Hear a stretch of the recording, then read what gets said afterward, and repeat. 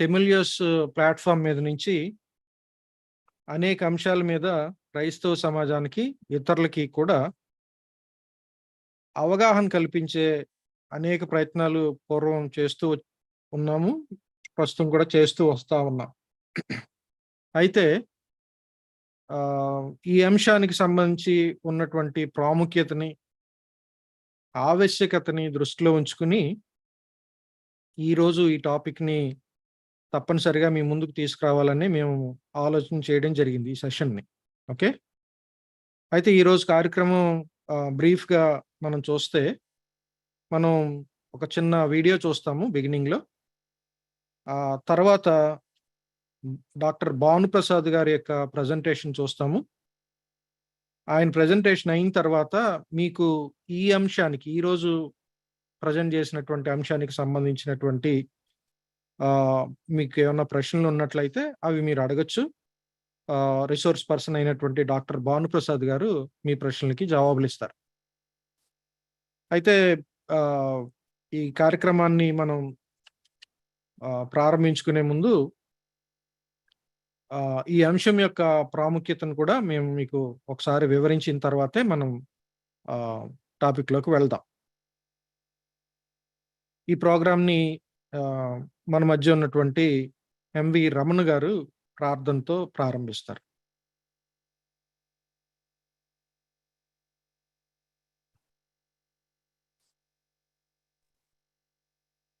ప్రార్థన చేసుకుందాం. జీవము గల తండ్రి, దయగల నాయన, గొప్ప దేవుడా, స్తోత్రాలు స్తుతులు చెల్లిస్తున్నాం ప్రభా. మీ మహాకృపను బట్టి, కనికరాన్ని బట్టి, దయని బట్టి మా పట్ల మీరు కలిగి ఉన్నటువంటి గొప్ప సంకల్పం, మాకు ఇచ్చిన ఈ గొప్ప తరుణాన్ని బట్టి మీకు వందనాలు చెల్లిస్తున్నాం తండ్రి. మీ దాసుని ద్వారా అనేక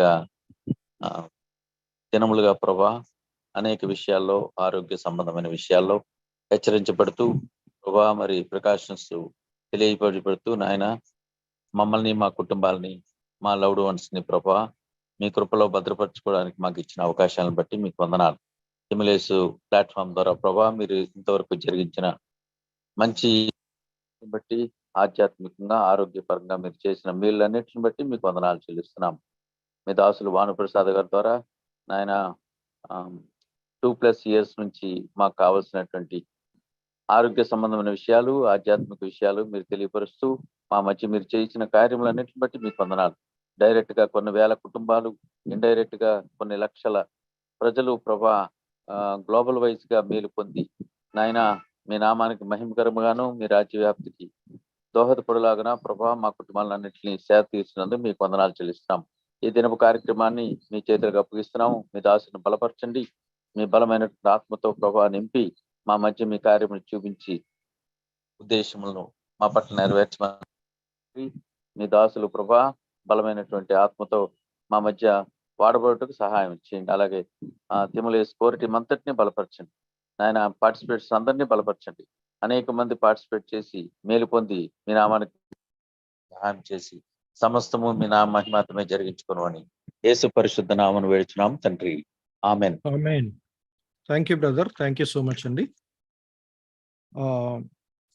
ఈరోజు టాపిక్ చాలా ప్రాముఖ్యమైందని, అత్యవసరమైందని మేము ఆల్రెడీ మీకు నేను చెప్పాను.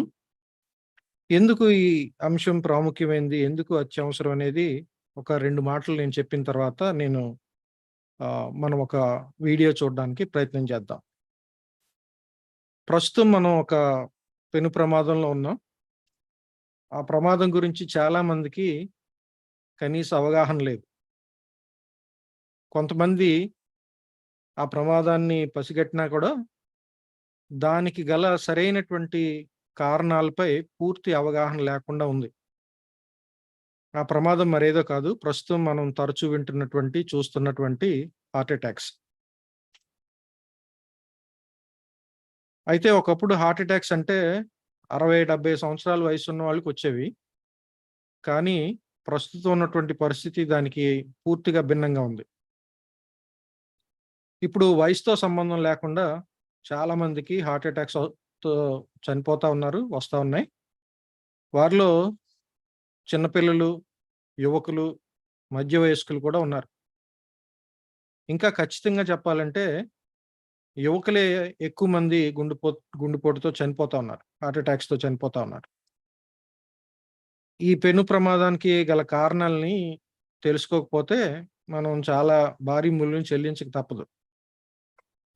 ఈ అంశం మీద పాపులర్ మీడియాలో చాలా ప్రోగ్రామ్స్ జరుగుతా ఉన్నాయి. అవేర్‌నెస్ తీసుకొచ్చే ప్రయత్నాలు చేస్తా ఉన్నారు. కానీ దీనికి వాళ్ళు అనలిస్టులు చెప్తున్నటువంటి మాటలు వాస్తవానికి దగ్గరగా ఉన్నాయా లేదా అనేది మనం విశ్లేషించుకోకపోతే మనం భారీ మూల్యం తప్పకుండా చెల్లించాల్సొస్తది. ఎందుకు అనంటే ఇది కేవలం మీడియాలో వస్తున్నటువంటి అవేర్‌నెస్‌ని బట్టి ఎక్కువ కేసెస్ రిపోర్ట్ అవుతున్నాయి. అంతకు ముందు కూడా ఇవే కేసెస్ ఉండేవి అనే వాదన చాలామంది చేస్తా ఉన్నారు. అయితే మనం ఈ హార్ట్ అటాక్స్ గురించి ఆలోచిస్తా ఉన్నప్పుడు చరిత్రని క్రీస్తు పూర్వం, క్రీస్తు శకం అని అర్థం చేసుకున్నట్లుగానే ప్రస్తుతం ఉన్నటువంటి గుండెపోట్లని కరోనాకు ముందు, కరోనా తర్వాత అని అర్థం చేసుకోవాల్సొస్తుందేమో. ఎందుకునంటే కరోనాకు ముందు కూడా మీడియా ఉంది. కానీ ఎప్పుడు కూడా ఇంత విస్తృతమైనటువంటి స్థాయిలో ఈ కేసెస్‌ని రిపోర్ట్ చేస్తున్నట్టుగా మనకెక్కడ మనం అంతకుముందు చూడలేదు ఇలాంటి పరిస్థితుల్ని.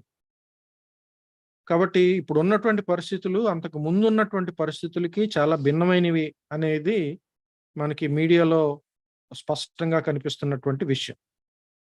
అయితే దానికి గల కారణాలని మనం విశ్లేషించుకోవాలి. దాని మీద పూర్తి అధ్యయనం జరగాలి. అధ్యయనం జరిగిన తర్వాత మనం రెస్పాండ్ అవుదాము అనే ఒక కంక్లూజన్ తోటి ప్యానలిస్టులు ఒక ప్రఖ్యాత మీడియాలో ముగించడం జరిగింది. అయితే విశ్లేషణ జరిగి దాని మీద అధ్యయనం జరిగిన తర్వాత మనం స్పందించడం మొదలుపెడితే ఈ లోపల జరగాల్సినటువంటి ప్రమాదం, నష్టం తప్పనిసరిగా జరిగిపోతాయి.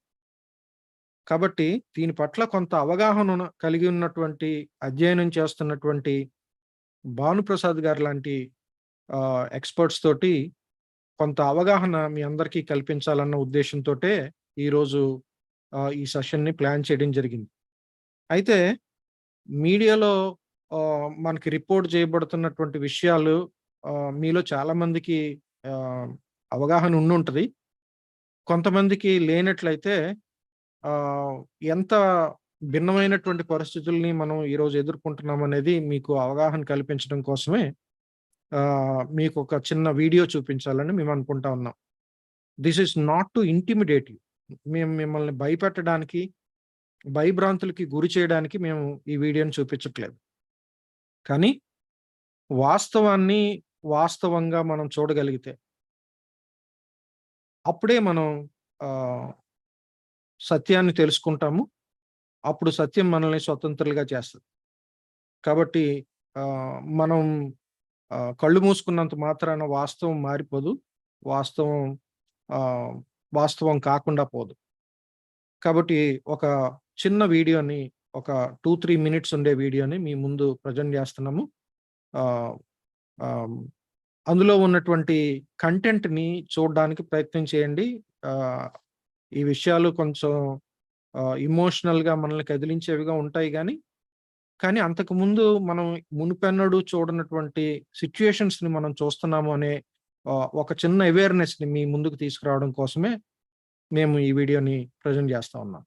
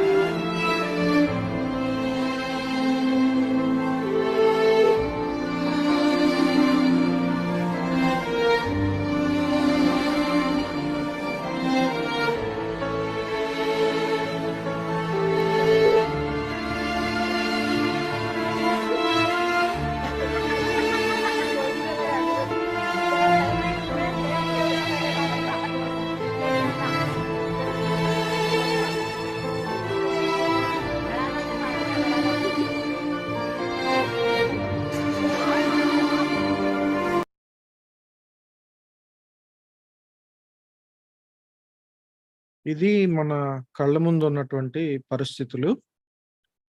ఇలాంటి పరిస్థితుల్లో ఆహ్, కొంత అవగాహన మనకి లేకపోతే చాలా ప్రమాదం జరిగే అవకాశం ఉంది. కాబట్టి మనం ఈ అంశం మీద మాట్లాడడానికి మన మధ్య డాక్టర్ భానుప్రసాద్ గారున్నారు. యూఎస్ నుంచి జాయిన్ అవుతున్నారు. ఆహ్, భానుప్రసాద్ గారు ఆహ్, చాలా మందికి పరిచయం ఉంది మీ అందరికి. అయినా మరొకసారి ఆహ్, సార్‌ని పరిచయం చేయడానికి మన మధ్య బ్రదర్ మురళి ఉన్నారు. ఆహ్, మురళి గారిని నేను రిక్వెస్ట్ చేస్తున్నాను. ఈరోజు రిసోర్స్ పర్సన్‌ని ఆహ్, సభ్యులందరికి కూడా ఒకసారి పరిచయం చేయండి. Thank you. Good evening all. ఈరోజు మనతో మాట్లాడడానికి తగు సూచనలు, సలహాలు మనకి ఇవ్వడానికి మన మధ్యలో డాక్టర్ భానుప్రసాద్ గారు ఉన్నారు. డాక్టర్ భానుప్రసాద్ గారు న్యూయార్క్ పట్టణంలో డాక్టర్ ఆఫ్ ఫార్మసీ చేసి అక్కడ స్థిరపడిన మన తెలుగువారు. ఆయన లాంగ్ బీచ్ కెమిస్ట్ అనే ఫార్మసీకి ప్రెసిడెంట్‌గా ఉంటూ ఆ బిజినెస్ చేస్తూ ఉన్నారు. గత 3 సంవత్సరాలుగా కోవిడ్ విషయంలో, ఇంకా అనేక పరమైన ఆరోగ్య విషయాల్లో అమూల్యమైన సూచనలు, సలహాలు ఇస్తూ విటమిన్ డి యొక్క ప్రాముఖ్యతను, దాన్ని ఎలాగ ఉపయోగించాలో చాలా మందికి తెలియజేస్తూ వస్తూ ఉన్నారు. గత 3 సంవత్సరాల్లో ఆయన చేసిన సేవలు చాలా అమూల్యమైనవి. కొన్ని వేల మందిని కోవిడ్ నుంచి కాపాడడానికి ఆయన ఎంతో కష్టపడ్డారు. మరి ఆయన గురించి చాలా విషయాలు చెప్పాలని ఉంది గానీ, సమయం సరిపోదు. ఒక 2 విషయాలను మాత్రం ఖచ్చితంగా మీకు చెప్పాల్సి ఉంది. అవేమంటే, మొదటి విషయము ఆయనకున్న నాలెడ్జ్‌ని గురించి మాట చెప్పాలి. ఆయన ఎంత నాలెడ్జ్ ఉన్న పర్సన్ అంటే, రాబోయే పరిస్థితుల్ని ఖచ్చితంగా అంచనా వేయగలిగినంత నాలెడ్జ్ ఉంది. దానికి ఉదాహరణగా మనం చూస్తే కోవిడ్ 2019 డిసెంబర్ ప్రాంతాల్లో చైనాని ఉధృతంగా చుట్టుముట్టేసినప్పుడు, దానికి సరైన పరిష్కారం ఏమిటో ఆయన గ్రహించి, ఖచ్చితమైన అంచనా వేసి, జనవరి మాసం నుండే వైటమిన్ డి కరెక్షన్ గురించి మాట్లాడుతూ, వైటమిన్ డి తీసుకోవడం దీనికి సరైన పరిష్కారం అని చెప్తూ, ఆయన ఫార్మసీలో వర్క్ చేస్తున్న ఎంప్లాయీస్‌కి అందరికీ వైటమిన్ డి కరెక్షన్ చేసి, వైటమిన్ డి అందిస్తూ వచ్చారు. ఆ తర్వాత మార్చి, ఏప్రిల్ మాసాల్లో వచ్చేసరికి కరోనా ఎంత ఉధృతంగా మన మధ్య ఉందో మనకు తెలుసు. దానికి పరిష్కారాన్ని ముందే జనవరిలోనే ఆయన అంచనా వేయగలిగారు. జూలై మాసంలో అమెరికన్ మెడికల్ అసోసియేషన్ తమ యొక్క పరిశోధన ఫలితాన్ని పేపర్‌లో ఎలా ప్రచురించారు. వైటమిన్ డి కరెక్షన్ ఎవరైతే చేసుకోలేకపోయారో, సరైన లెవెల్స్ ఎవరికైతే లేవో, వారు కరోనాతో ఎక్కువ మంది మరణించారు. దీనికి సరైన పరిష్కారం వైటమిన్ డి కరెక్షన్ అని జులైలో చెప్పారు. అంటే ఆయన జనవరిలో చెప్పిన విషయాన్ని కొంత అధ్యయనం తర్వాత వారు జులైలో చెప్పగలిగారంటే ఎంత ముందుగానే భానుప్రసాద్ గారు ఖచ్చితమైన అంచనా వేయగలిగిన నాలెడ్జ్ పర్సనో మీరు అర్థం చేసుకోండి. ఆ తర్వాత ఫస్ట్ వేవ్ సమయంలోనే సెకండ్ వేవ్ ఎంత ఉధృతంగా ఉండబోతుందో, స్టెరాయిడ్స్ లేదంటే అప్పుడు వాడే మెడికల్ పద్ధతుల వలన ఎంత నష్టం కలగబోతుందో కూడా ఆయన ఖచ్చితమైన అంచనా వేశారు. ఈ సంఘటన చెప్పడంలో నా ఉద్దేశ్యం ఏమిటంటే, ఆయన చాలా నాలెడ్జ్ ఉన్న ఆయన. చాలా ఖచ్చితమైన అంచనాలతో జెన్యూన్‌గా చెప్పగలిగినటువంటి రిసోర్స్ పర్సన్. రెండో విషయం ఏమిటంటే, ఆయన నాలెడ్జ్ ఉన్న పర్సన్ మాత్రమే కాదు, మంచి ఆహ్, కైండ్ హార్టెడ్ పర్సన్. తన బిజినెస్ కంటే కూడా ప్రజలతో మమేకం అవ్వడానికి, వారికి మంచి సలహాలు, సూచనలిచ్చి, వారిని మంచి ఆరోగ్యం పొందుకునే వారిగా చేయడానికి ఆయన ఎంతో తాపత్రయపడే మనిషి.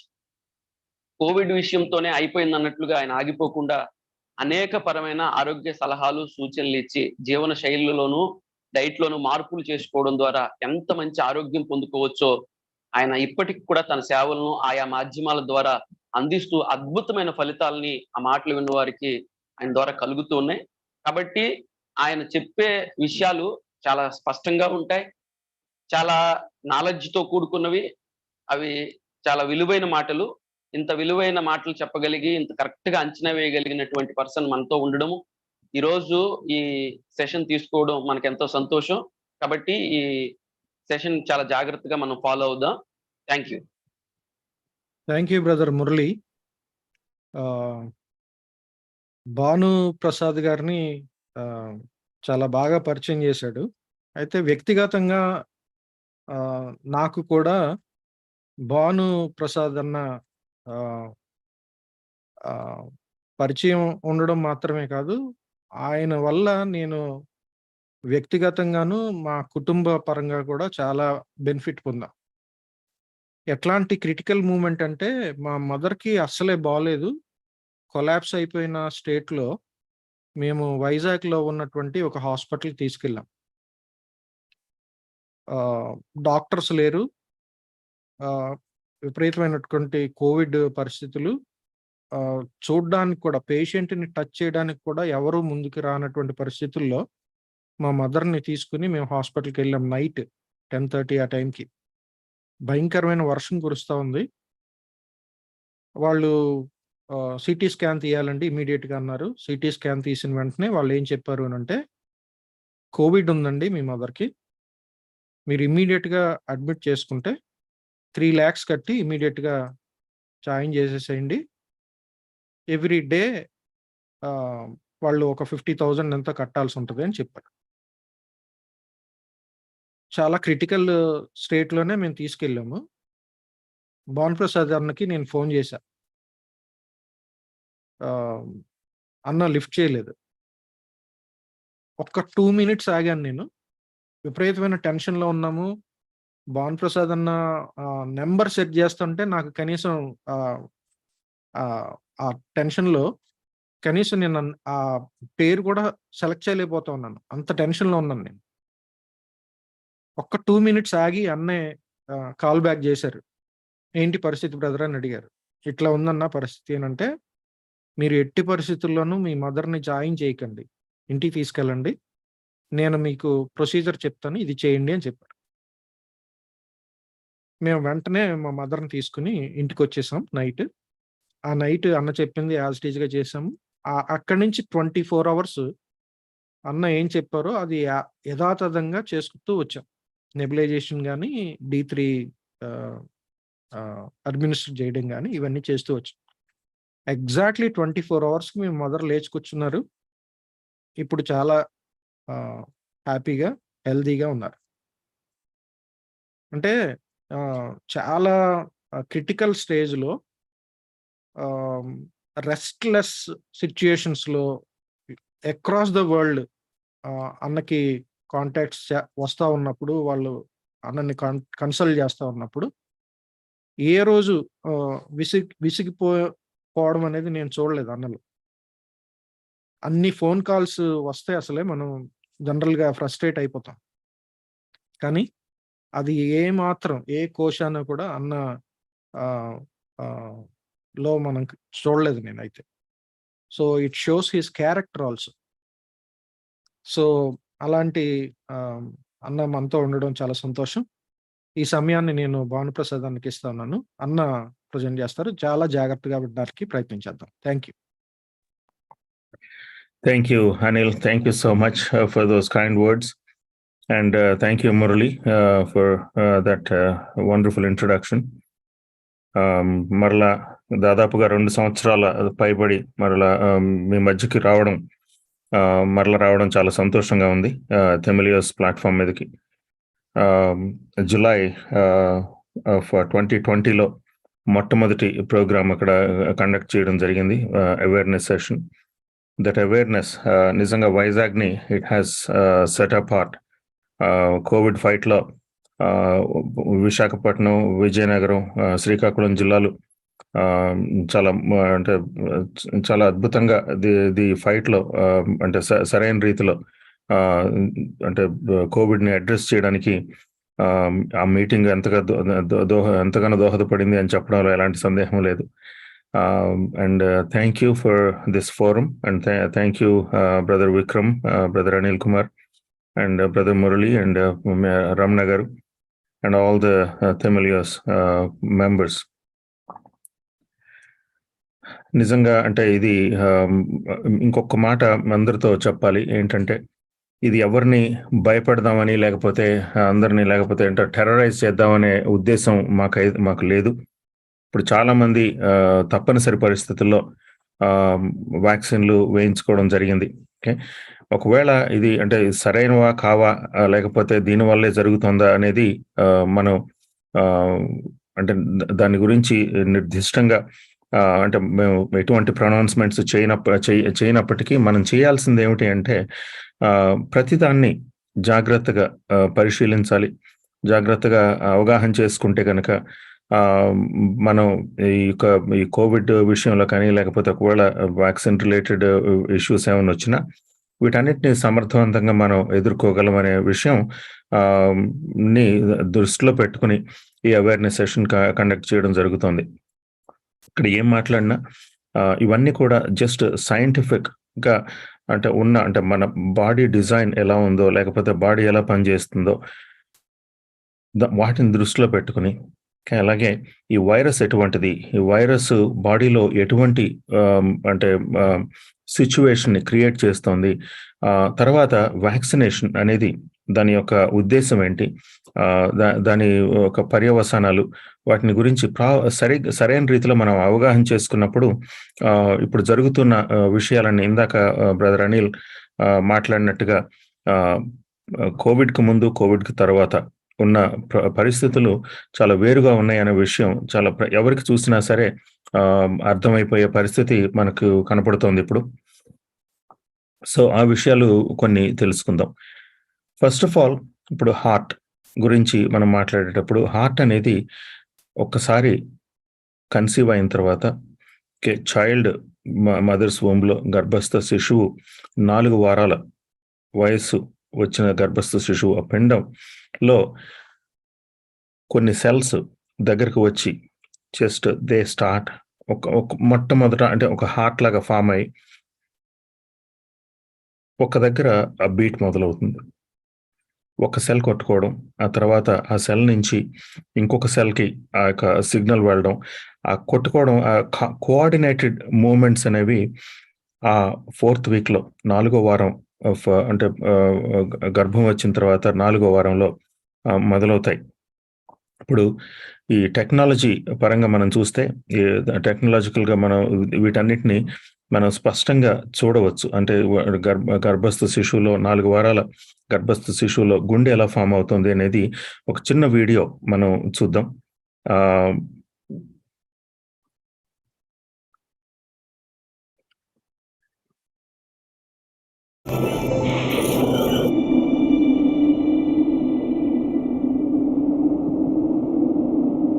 One of the first recognizable organs to form is the heart.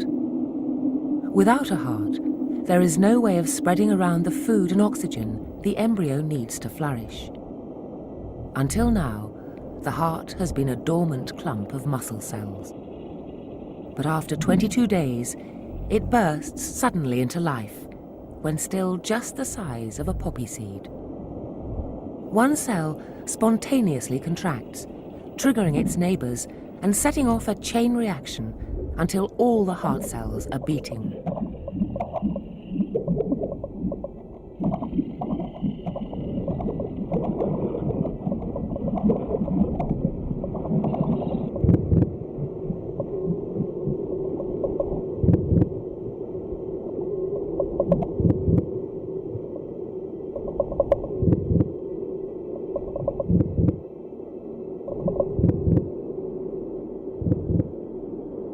Someone tick-tock has put tick-tock, a key tick-tock in me, tick-tock, and so tick-tock, my life tick-tock has just tick-tock begun, tick-tock. How long tick-tock will this tick-tock go on, tick-tock, go on, tick-tock, go on, tick-tock, go on, until...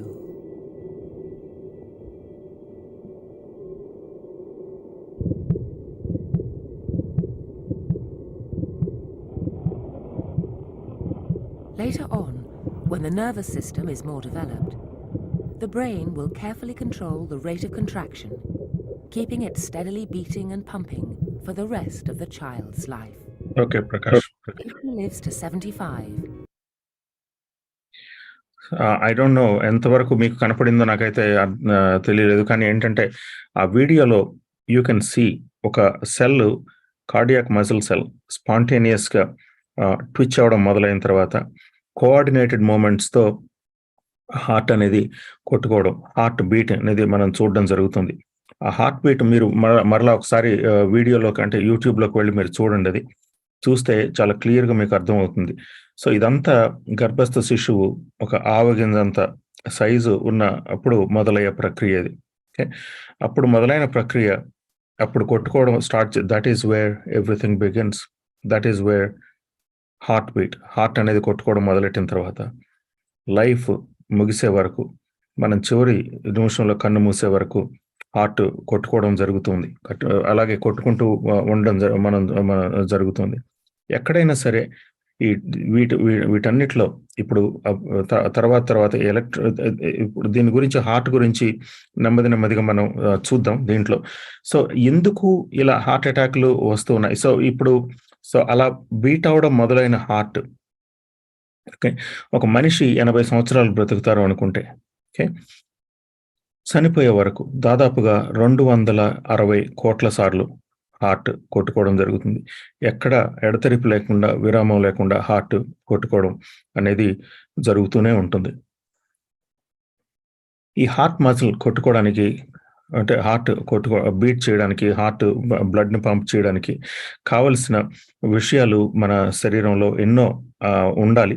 అవన్నీ కూడా, వాటన్నిటిని కూడా ఒకసారి మనం చూద్దాం. హార్ట్లో మనం చూసినట్లయితే ఇప్పుడు ఇంతకు ముందు ఇప్పుడు జస్ట్ కార్డియాక్ అనాటమీ, ఒకవేళ హార్ట్ మజిల్ దాని యొక్క అనాటమీ గురించి కొంచెం బ్రీఫ్గా మనం అర్థం చేసుకోవడానికి ప్రయత్నం చేద్దాం. ఇవన్నీ అర్థం చేసుకున్న తర్వాత, ఓకే, తర్వాత ఒకసారి కార్డియాక్ సర్క్యులేషన్ చూద్దాం. ఆ తర్వాత కార్డియాక్ కండక్షన్ చూద్దాం. కండక్షన్ చూసిన తర్వాత ఈ సిస్టమ్స్ అన్ని ఒకసారి ఎలా అంటే కోఆర్డినేటెడ్ గా పనిచేస్తాయో వీటిని మనం తెలుసుకోవడం. ప్రకాష్, షో దట్ అది ఒకసారి వస్తుంది అనే విషయాన్ని మనం అవగాహన చేసుకోవడానికి ప్రయత్నం చేద్దాం. So let's keep this very informal.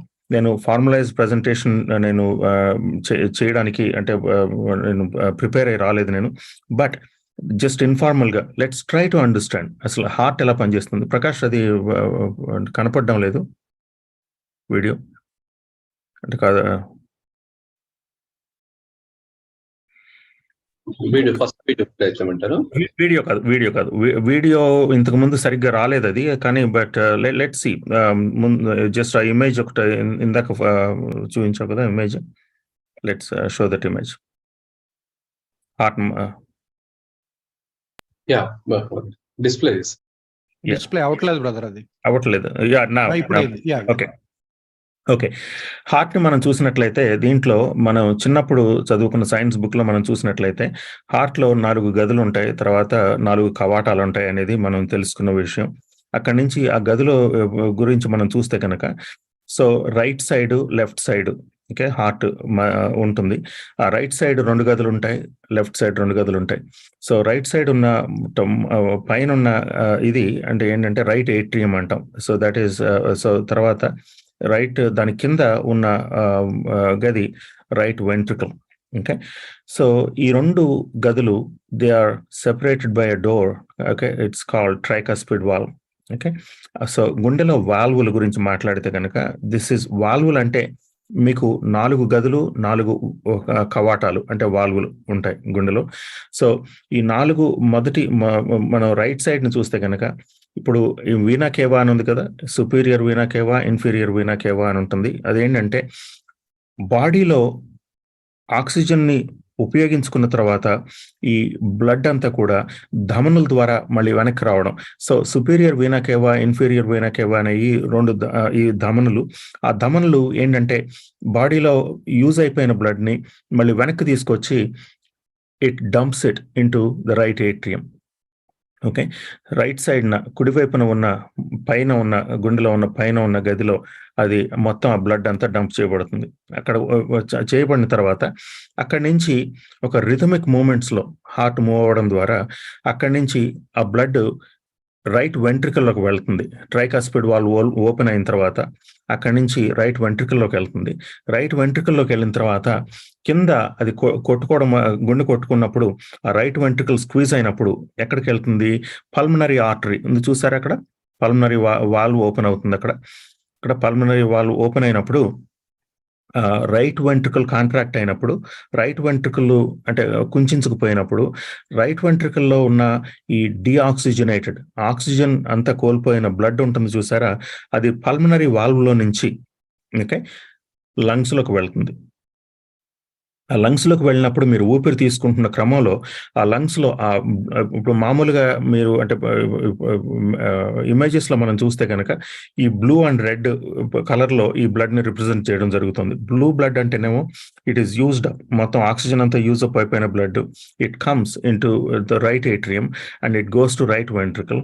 Right ventricle నుంచి పల్మనరీ వాల్వ్ ద్వారా 2 లంగ్స్కి వెళ్తుంది.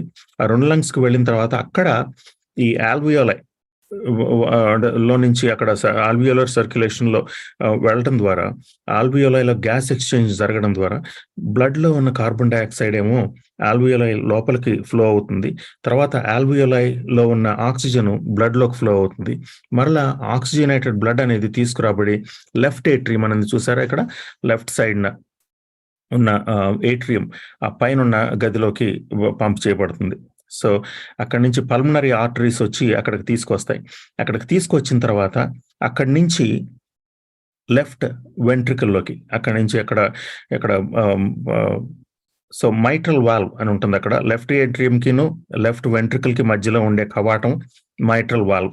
ఓకే, వాల్వ్ అది అక్కడి నుంచి ఆ వాల్వ్ ఓపెన్ అయ్యి దాంట్లోకి ఆక్సిజనేటెడ్ బ్లడ్ లెఫ్ట్ వెంట్రికల్లోకి వచ్చిన తర్వాత లెఫ్ట్ వెంట్రికల్లో నుంచి మళ్ళా లెఫ్ట్ వెంట్రికల్ కుంచుకుపోయినప్పుడు అక్కడి నుంచి ఏయోటా చూసారు కదా, ఇది లార్జెస్ట్ దాంట్లో ఉన్న ధమనులు సిరలు అంటాం కదా, లార్జెస్ట్ ధమని ఏయోటా. ఆ ఏయోటాలోకి పంప్ చేయడం జరుగుతుంది. పంప్ చేయబడిన తర్వాత ఆ ఏయోటా నుంచి బాడీ అంతటికి, బ్రెయిన్కి, మరలా మిగిలిన ఆర్గన్స్ అన్నిటికీ, లేకపోతే మొత్తం ఎక్స్ట్రీమిటీస్కి, లోవర్ ఎక్స్ట్రీమిటీస్కి వెళ్ళడం అనేది జరుగుతుంది. ఇంకొకటి, సో హార్ట్ మజిల్ ఇప్పుడు పని చేయాలి అంటే కనుక ఆక్సిజన్ అనేది మజిల్ పని చేయాలి అంటే, మజిల్ కాంట్రాక్ట్ అవ్వాలి అంటే ఎనర్జీ కావాలి. ఆ ఎనర్జీ ఎక్కడి నుంచి వస్తుంది? ఆ energy is supplied by the blood to, అంటే బ్లడ్ లో ఉన్న ఆక్సిజన్ ద్వారా, బ్లడ్ లో ఉన్న న్యూట్రియంట్స్ ద్వారా మజిల్స్ కి కావాల్సిన అంటే న్యూట్రియంట్స్ కానీ లేకపోతే ఆక్సిజన్ కానీ ఈ బ్లడ్ ద్వారా, అంటే డిఫరెంట్ ధమనుల ద్వారా అందడం జరుగుతుంది. సో ఇప్పుడు హార్ట్ కూడా మజిలే కదా. హార్ట్ మజిల్ మీకు అంటే అది సరిగ్గా పనిచేయాలి అంటే కనుక కార్డియాక్ సర్క్యులేషన్ అనేది చాలా ఇంపార్టెంట్. నెక్స్ట్ ఇమేజ్ చూపించు ప్రకాష్. సో దీంట్లో ఈ ఇమేజ్ లో మీరు చూడాల్సింది ఏంటంటే హార్ట్ లో 4 గదులు, 4 కవాటాలు ఉంటాయి. కవాటాలు ఏంటంటే ట్రైకాస్పిడ్ వాల్వ్ అనేది రైట్ ఏట్రియం కి రైట్ వెంట్రికల్ కి మధ్యలో ఉండేది. అలాగే మైట్రల్ వాల్వ్ అనేది లెఫ్ట్ ఏట్రియం కి లెఫ్ట్ వెంట్రికల్ కి మధ్యలో ఉండేది. అలాగే పల్మనరీ వాల్వ్ అనేది ఉంటుంది. పల్మనరీ వాల్వ్, ఏయోటిక్ వాల్వ్, 4 వాల్వ్స్ ఉంటాయి. ఈ వాల్వ్స్ ఇప్పుడు ఒక దగ్గర ఒకటి ఇప్పుడు ఏంటంటే ఒకటే డైరెక్షన్ లో ఓపెన్ అవుతాయి. సో ట్రైకాస్పిడ్ వాల్వ్ ఓపెన్ అయినప్పుడు అక్కడ నుంచి బ్లడ్ ఇటు రైట్ వెంట్రికల్లోకి వస్తే, రైట్ వెంట్రికల్ పంప్ చేసినప్పుడు ట్రైకాస్పిడ్ వాల్వ్ క్లోజ్ అవుతుంది, పల్మనరీ వాల్వ్ ఓపెన్ అవుతుంది. ఎందుకంటే ఈ 2 వాల్వ్స్ కనుక ఓపెన్ ఒకటేసారి అయి ఉంటే కనుక మరలా బ్లడ్ అంతా మళ్ళీ ట్రైకాస్పిడ్ వాల్వ్ లో నుంచి మళ్ళీ వెనక్కి వెళ్ళిపోతుంది. కాబట్టి ఆ బ్యాక్ ఫ్లోని ప్రివెంట్ చేయడానికి ఈ రిథమిక్ మోషన్ లో ఈ రైట్ వెంట్రికల్ కూడా అంటే కుంచుకుపోయినప్పుడు ట్రైకాస్పిడ్ వాల్వ్ మూసుకుపోవడం, తర్వాత పల్మనరీ వాల్వ్ ఓపెన్ అవ్వడం, తర్వాత ఇది ఒకవేళ రైట్ వెంట్రికల్ ఓపెన్ అయినప్పుడు పల్మనరీ వాల్వ్ క్లోజ్ అవ్వడం, అలాగే ట్రైకాస్పిడ్ వాల్వ్ అంటే ఓపెన్ అవ్వడం. సో ఇవన్నీ కూడా చాలా నిమిషానికి 72 సార్లు ఇలా జరుగుతుంది. ఇంత కోఆర్డినేటెడ్ గా హార్ట్ కొట్టుకోవడంలో ఏమాత్రం తేడా వచ్చినా we will have a problem. చాలా సమస్యాత్మకంగా అది పరిణమించే అవకాశం ఉంది. ఓకే, తర్వాత నెక్స్ట్. ఓకే, సో ఇవన్నీ కూడా అంటే సో ఇంతకు ముందు మనం చూసింది హార్ట్ లోపల ఉన్న ఇది పిక్చరు. సో తర్వాత ఇక్కడ చూసినట్లయితే మీకు ఏయోటా నుంచి 2 ధమనులు ఇక్కడికి రావడం చూస్తున్నాం. Left coronary artery and right coronary artery అని చెప్పి 2 ధమనులు మనకి కనపడుతున్నాయి. సో ఇవేం చేస్తాయంటే ఇవి హార్ట్ మజిల్ కి కావలసిన బ్లడ్ ని ఇక్కడ సప్లై చేయడం జరుగుతుంది. ఓకే, సో హార్ట్ పంప్ చేసేటప్పుడు దాంట్లో ఉన్న అంటే పంప్ చేసినప్పుడు అయోటా నుంచి వచ్చే ఈ ధమనులు left coronary artery left side of the heart కి. సో దీన్ని లెఫ్ట్ కరోనరీ ఆర్టరీ అని చూసారా, ఒక ఆర్టరీ, అది దాన్ని లెఫ్ట్ మెయిన్ అంటాము. సో లెఫ్ట్ మెయిన్ ఒకవేళ పొరపాటున బ్లాకేజ్ కనుక లేకపోతే ఎక్కడన్నా ఈ బ్లడ్ క్లాట్ కనుక లెఫ్ట్ మెయిన్ లో వస్తే దట్ ఈస్ ఇన్స్టెంట్ డెత్.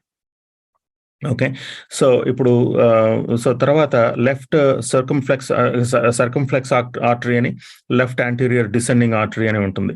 వీటిలో కనుక బ్లాక్స్ అయితే సిమ్టమ్స్ వస్తాయి. ఓకే, సో డిపెండింగ్ ఆన్ ఎక్కడ అంటే ఎక్కడ బ్లాకేజ్ ఉంది లేకపోతే ఎక్కడైతే సర్క్యులేషన్ ఆగిపోయింది దానిని బట్టి డ్యామేజ్ ఎంత ఉంది అనేది, డ్యామేజ్ ఎంత, హార్ట్ మజిల్ ఎంత డ్యామేజ్ అవుతుంది అనేది మనకు క్లియర్గా మనకి అర్థం అవుతుంది, అంటే తెలుస్తుంది.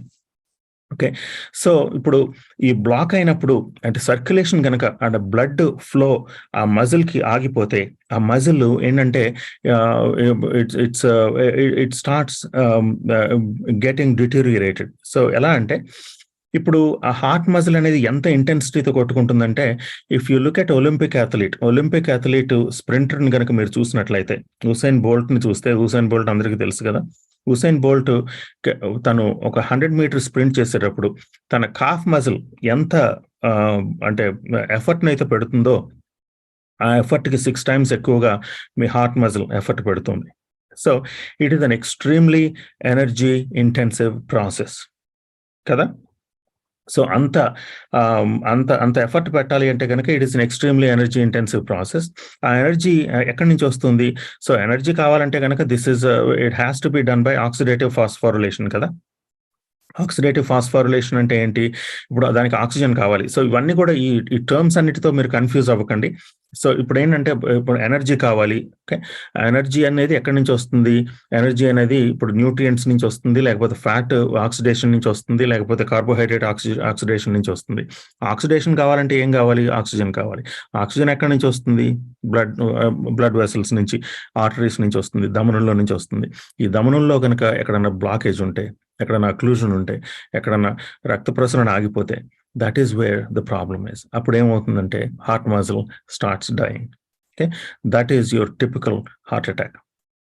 ఓకే, సో ఇప్పుడు కరోనాకు ముందు ఉన్న విషయాలను మనం పరిశీలిద్దాం. కరోనాకు ముందు వచ్చే హార్ట్ అటాక్లు ఇందాక అనిల్ గారు చెప్పినట్టు ఇవేంటంటే ఎల్డర్లీ పీపుల్లోను, లేకపోతే కొంచెం అంటే కోమార్బిడిటీస్ ఉన్న వాళ్ళలోను కొంచెం మనం చూస్తాం. అంటే మొదట్లో ఇదంటే కొంచెం ప్రోగ్రెసివ్గా హార్ట్ డిసీజ్ డెవలప్ అవ్వడం జరుగుతుంది. బ్లడ్ ప్రెషర్ ఎక్కువ అవడమో, లేకపోతే డయాబెటీస్ ఉండటమో, ఆ తర్వాత నెమ్మదిగా కొంచెం చెస్ట్లో పెయిన్స్ రావడం, యాంజైనల్ పెయిన్స్ రావడం, ఇవన్నీ కూడా ఇదంతా ప్రోగ్రెసివ్గా జరిగే ప్రక్రియ అది. సో ఈ టైంలోనే అంటే ఆ టైంలో మనం చూసినప్పుడు ఎక్సర్సైజ్ లేకపోతే మీకు ఒబీస్గా ఉంటే, లేకపోతే మీరు సరిగ్గా అంటే మీరు అంటే సెడెంటరీ లైఫ్ స్టైల్, అంటే మనం ఎటువంటి పనులు చేయకుండా సెడెంటరీగా అంటే మనం ఎప్పుడు కూర్చుని ఉండే పనులు చేసే విధం, అంటే అలా ఆ విధానంలో హార్ట్ అటాక్ అంటే కొంచెం హార్ట్ డిసీజ్ రావడం అనేది, ఆ హార్ట్ డిసీజ్ అనేది నెమ్మదిగా ప్రోగ్రెసివ్గా అది వెళ్ళడం అనేది మనం చూస్తూ వచ్చాం. దాన్ని డాక్టర్ గారు రెగ్యులర్ చెకప్స్కి వెళ్ళినప్పుడు, 6 month చెకప్కి, 1 year చెకప్కి వెళ్ళినప్పుడు ఎలా ఉంది, బ్లడ్ ప్రెషర్ ఎలా ఉంది, హార్ట్ పంపింగ్ ఎబిలిటీ ఎలా ఉంది, వీటన్నిటిని చూస్తూ హార్ట్లో సర్క్యులేషన్ ఎలా ఉంది, వీటన్నిటిని చూడడానికి మన దగ్గర టూల్స్ చాలా ఉన్నాయి. It is wonderful. Medical science is just amazing. Okay, మనం we are able to do a lot more. అంటే ఈ కాలంలో మనం చాలా చేయగలుగుతూ ఉన్నాం. ఓకే, సో వాటంతటితోనూ ఇప్పుడు ఏంటి కొలెస్ట్రాల్ అన్నారు, లేకపోతే కొలెస్ట్రాల్ వల్ల లోపల ప్లాక్ పేరుకుపోవడం, లేకపోతే ఈ ఆర్టరీస్ అనేవి సన్నపడిపోవడం, ఆ సన్నపడిపోవడం ద్వారా హార్ట్లో ఒక సర్క్యులేషన్ కొంచెం దెబ్బతింటాం. అలాగే ఒక్కోసారి ఈ లోపల ఉన్న ఇప్పుడు ప్రతి బ్లడ్ వెసల్లోనూ ఎండోథీలియల్ లేయర్ అని ఉంటుంది, ఎండోథీలియం అని ఉంటుంది. ఆ ఎండోథీలియల్ లేయర్ కనుక స్మూత్గా ఉండాలి. స్మూత్గా ఉన్న లేయర్లో ఏమైనా పొరపాటున ఈ బ్లాకేజెస్ వచ్చినప్పుడు, ఓకే, అంటే బ్లాకేజెస్ అంటే ఈ కొలెస్ట్రాల్ ఇన్ఫిల్ట్రేషన్ అయినప్పుడు, లేకపోతే ఏమన్నా అంటే స్పంజ్ సెల్ ఇన్ఫిల్ట్రేషన్ అయినప్పుడు, లేకపోతే అంటే ఏంటంటే ఏమన్నా డ్యామేజ్ ఏమైనా జరిగితే కనుక, ఓకే, ఆ లేయర్కి కనుక డ్యామేజ్ జరిగితే అక్కడ చిన్న చిన్నగా బ్లడ్ ఫ్లో అవ్వడం, లేకపోతే కొంచెం గాయం జరగడం జరుగుతుంది. సో ఆ గాయాన్ని చాలా క్విక్గా ఫిక్స్ చేయకపోతే కనుక, okay, person will end up in serious condition. అందుకని చెప్పి ఏంటంటే ఈ రిపేర్ మెకానిజమ్స్ బాడీలో చాలా రెడీగా, అంటే రిపేర్ మెకానిజమ్స్ ఉంటాయి. ఆ రిపేర్ మెకానిజమ్స్ తో ఏంటంటే అయిన గాయాలన్నింటినీ, ఓకే, సో గాయాలన్నింటినీ ఇది రిపేర్ చేసుకుంటున్న క్రమంలో నెమ్మదిగా ఇలా ఇయర్స్ తరబడి, ఇప్పుడు ఆ గాయాలు ఎందుకు అవుతాయి అవన్నీ కూడా తర్వాత ఎప్పుడైనా సెషన్ ఉంటే కనుక తర్వాత చూద్దాం. ఏంటంటే మనం తీసుకునే డయట్లో ఉన్న టాక్సిన్స్ కానీ, లేకపోతే మనం మన లైఫ్ స్టైల్లో ఎన్విరాన్మెంటల్ టాక్సిన్స్ కానీ, లేకపోతే అగ్రికల్చరల్ టాక్సిన్స్ కానీ, ఇవన్నీ కూడా there is a confluence of issues which cause damage to the heart circulation. Okay, so ఈ సర్క్యులేషన్ అంటే సర్క్యులేటరీ సిస్టమ్కి ఉన్న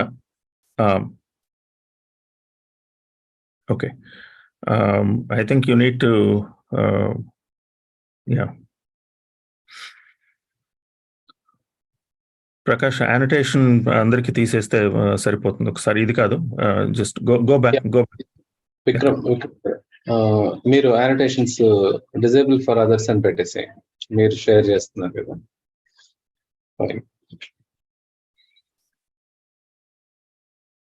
ఓకే, సో ఇప్పుడు సర్క్యులేషన్ లో ఉన్న ఇష్యూస్ ని కనుక మనం చూస్తే, ఈ సర్క్యులేషన్ లో ఉన్న ఇష్యూస్ అనేవి ప్రోగ్రెసివ్ గా డెవలప్ అయ్యేవి. ఓకే, ఎందుకు అవుతాయి, ఎలా బ్లాక్లు వస్తాయి, ఇవన్నీ కూడా దట్ ఈస్ అంటే ఇట్స్ నాట్ అంటే relevant to this discussion. So we will not go in to more detail on that.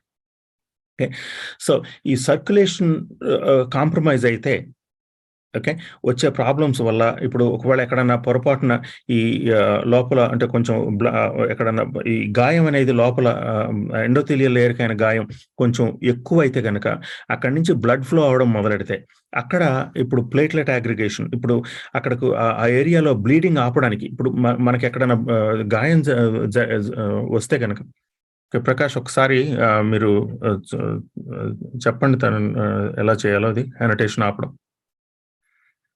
ఒకసారి పైన టాప్ డాట్స్ దగ్గర మీరు క్లిక్ చేస్తే మధ్యలో ఆప్షన్ ఉంటుంది, disable. Okay, right. Okay, good. Right, ఏంటంటే ఇవన్నీ కొంచెం అంటే ఇట్స్ డిస్ట్రాక్టింగ్.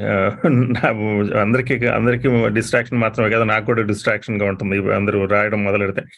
ఓకే, సో ఎక్కడైనా, సో ఈ లెఫ్ట్ కరోనరీ ఆర్టరీలో కానీ, రైట్ కరోనరీ ఆర్టరీలో కానీ, లేకపోతే ఏ ప్రాంతంలోనైనా ఎక్కడైనా పొరపాటున కొంచెం గాయమయ్యి, లోపల ఎండోథెలియల్ లేయర్కి గాయమయ్యి అక్కడి నుంచి బ్లీడింగ్ మొదలైతే, ఇప్పుడు మనకి ఎక్కడైనా గాయం అయితే కనుక ఆ బ్లీడింగ్ ఇప్పుడు ఆగడానికి ఏం జరుగుతుంది, అక్కడ రక్తం గడ్డగట్టడం జరుగుతుంది కదా.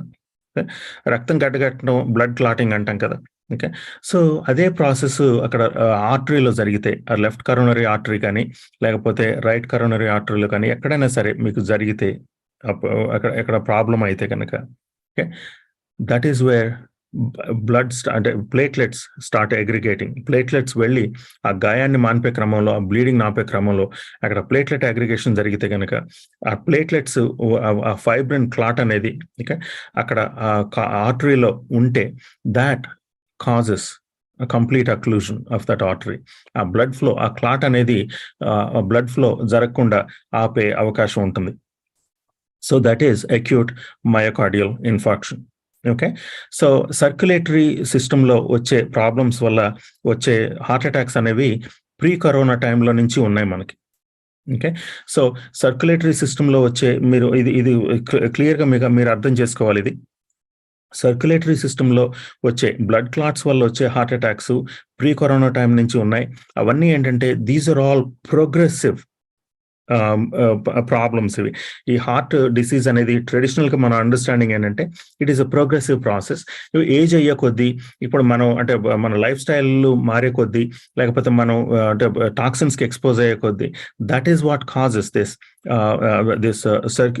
problems with the circulatory system, and that is the traditional understanding of the heart attacks, right? Okay, let's go to the next image. ఇందాక చూపించారు కదా ఇమేజ్, అది దానికి వెళ్దాం. బ్యూటిఫుల్. ఓకే, నా ఇది ఇప్పుడు సర్క్యులేటరీ సిస్టమ్ గురించి అందరూ మాట్లాడతారు, కానీ ఇప్పుడు హార్ట్ కొట్టుకోవడానికి, ఓకే ప్రకాష్ ఒకసారి ఆ వీడియోని ఒకసారి ఫార్వర్డ్ చేస్తాను, నేను ఫార్వర్డ్ చేస్తాను. ఓకే, ఒకసారి విక్రమ్ ఆ వీడియో ఒకసారి చూపించండి. ఇందాక ప్రకాష్ చూపించిన వీడియో అదేంటంటే ఇందాక సరిగ్గా డిస్ప్లే అవ్వలేదు. అంటే చైల్డ్ లో నా మొట్టమొదట హార్ట్ బీట్ ఎలా మొదలవుతుంది అనేది ఆ వీడియో ఒకసారి చూపించండి.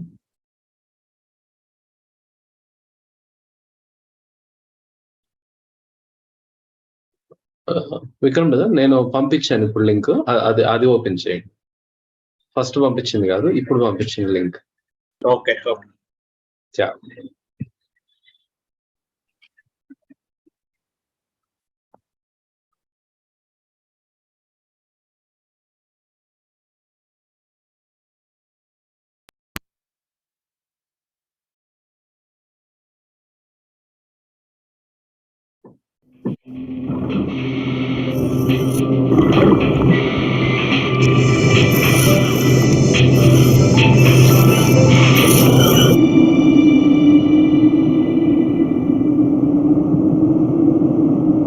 One of the first recognizable organs to form is the heart. Without a heart, there is no way of spreading around the food and oxygen the embryo needs to flourish. Until now, the heart has been a dormant clump of muscle cells. But after 22 days, it bursts suddenly into life, when still just the size of a poppy seed. One cell spontaneously contracts, triggering its neighbors and setting off a chain reaction until all the heart cells are beating.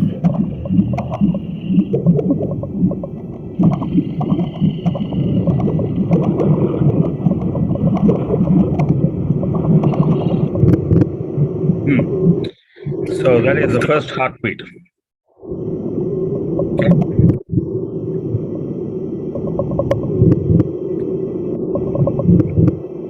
Beautiful.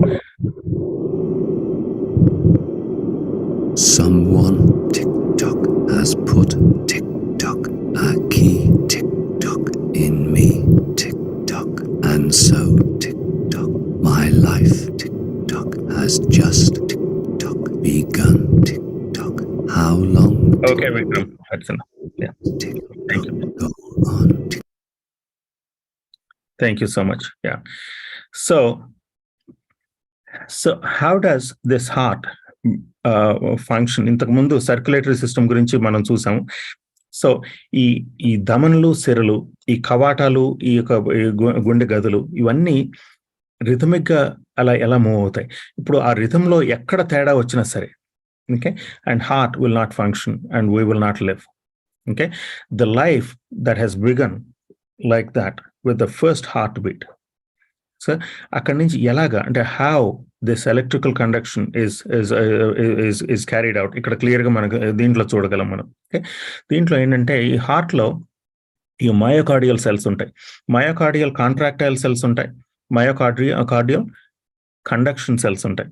So 99% of the heart cells, okay, are myocardial contractile cells. Okay, contract అవ్వడం అంటే ఏంటంటే కుంచుకుపోవడం, expansion and contraction ఇవి జరగడానికి 99% of the cardiac cells or myocardial cells are contractile. Okay, but 1% of the cells form the conduction system of the heart.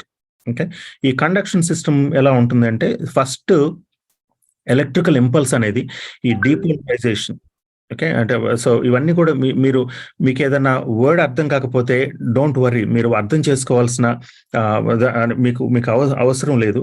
ఇవన్నీ కార్డియాలజిస్టులు లేకపోతే medical ఎక్స్పర్ట్లు చెప్తారు. కానీ conduction system అనేది ఎలా పనిచేస్తుంది అనేది ప్రతి ఒక్కరూ, మన హార్ట్ ఎలా పనిచేస్తుంది అనేది ప్రతి ఒక్కరూ అర్థం చేసుకోవాల్సిన అవసరం ఉంది. ఇప్పుడు ఏంటంటే చాలా మంది చెప్తారు హార్ట్ వాల్వ్లో బ్లాక్ ఉంది అని చెప్పి. That is complete nonsense. Okay, heart వాల్వులో బ్లాక్ ఉండటం కాదు, 4 వాల్వుల్లో బ్లాక్ ఉంది లేకపోతే 2 వాల్వుల్లో బ్లాక్ ఉంది కాదు. ఇదేంటంటే 2 ఆర్టరీస్లో బ్లాక్ ఉంది, లేకపోతే ఆర్టరీస్లో 2 చోట్ల బ్లాక్లు ఉన్నాయి, లేకపోతే 4 చోట్ల బ్లాక్లు ఉన్నాయి అని చెప్పుకోవాలి. కానీ వాల్వుల్లో బ్లాక్లు అనేవి నాన్ సెన్స్ అది. ఓకే, సో అందుకని చెప్పి ఏంటంటే మనం ప్రాపర్గా మనం మాట్లాడగలిగితే కనుక వీటన్నిటి గురించి, హార్ట్ గురించి లేకపోతే మన ఈ లంగ్స్ గురించి, ఈ వైరస్ గురించి, ఇమ్యూన్ సిస్టమ్ గురించి నాలెడ్జబుల్గా ఉండగలిగితే దెన్ ప్రతి ఒక్కరికి ఈ నాలెడ్జ్ అందగలిగితే కనుక then we will make informed choices కదా. ఓకే, ఇక్కడ హార్ట్ కండక్షన్ సిస్టంలో ద ఫస్ట్ థింగ్, ఓకే, మీరు ఒక ఎక్రోనిమ్ ఒకటి ఇస్తాను, SABP. ఓకే, ఎస్ అంటే sino atrial node, SA node అది ఫస్ట్ ఉంది కదా అక్కడ. This is what the sino atrial node is. అక్కడి నుంచి కిందకి ఇలా యారో ఒకటి వస్తుంది, ఇటు పక్కకి రైట్ సైడ్ లెఫ్ట్ సైడ్ ఒక యారో వెళ్ళింది. సో లెఫ్ట్ వెంట్రికల్ కి రైట్ వెంట్రికల్ కి ఈ యారోలు 2 వెళ్తున్నాయి. సో ఇక్కడ మొదలైన సిగ్నల్, ఎలక్ట్రికల్ సిగ్నల్ ఇక్కడ నుంచి నెమ్మదిగా మొదలయ్యి ఇక్కడ కింద ఒక బల్బ్ లాగా ఉంది ఇక్కడ ఒకటి.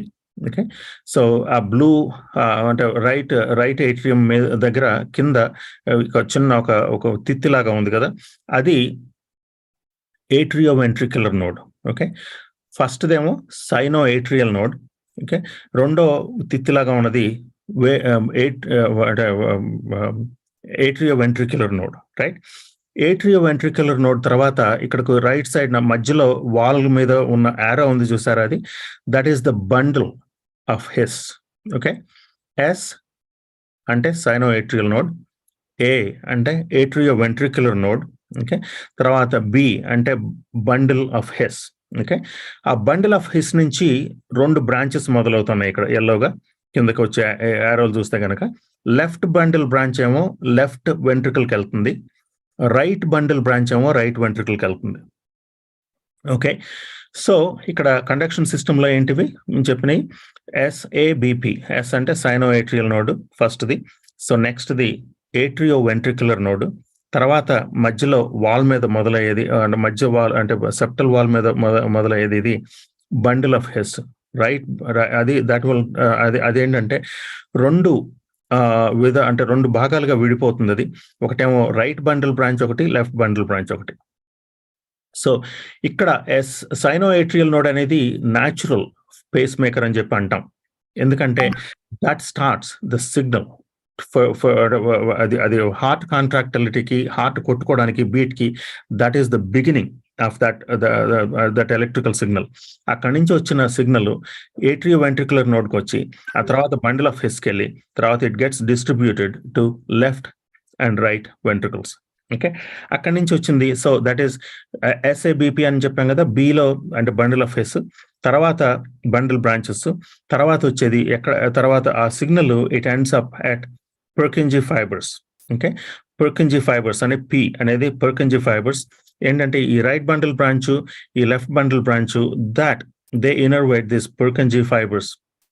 ఆ పర్కింజీ ఫైబర్స్ కి ఎలక్ట్రికల్ సిగ్నల్ వెళ్ళినప్పుడు ఇవి హార్ట్ బీట్ అవడం, హార్ట్ కింద అంటే వెంట్రికల్స్ కొట్టుకోవడం మొదలవుతాయి, వెంట్రికల్స్ కాంట్రాక్ట్ అవ్వడం మొదలవుతాయి.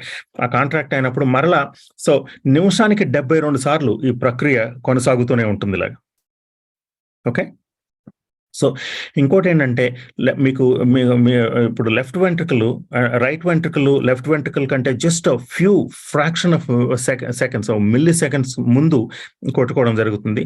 ఆ తర్వాత ఇవన్నీ కూడా సో ఇలాగ ఈ ఎలక్ట్రికల్ సిగ్నల్ వల్ల ఇప్పుడు ఈ కోఆర్డినేటెడ్ గా ఈ మయోకార్డియల్ సెల్స్ అనేవి కాంట్రాక్ట్ అవుతూ ఉంటే that is what causes this heart to pump 5 liters of blood every minute, 5 to 6 liters of blood every minute. మినిట్కి 72 సార్లు హార్ట్ కొట్టుకుంటున్న క్రమంలో నిమిషానికి 6 లీటర్ల బ్లడ్ని హార్ట్ మజిల్ అనేది మీ బాడీ అంతా పంప్ చేయడం జరుగుతుంది. ఇదంతా కూడా మనం ఆలోచించకుండానే it happens in such rhythmic and cyclic manner మీరు ఆలోచించాల్సిన పని లేదు.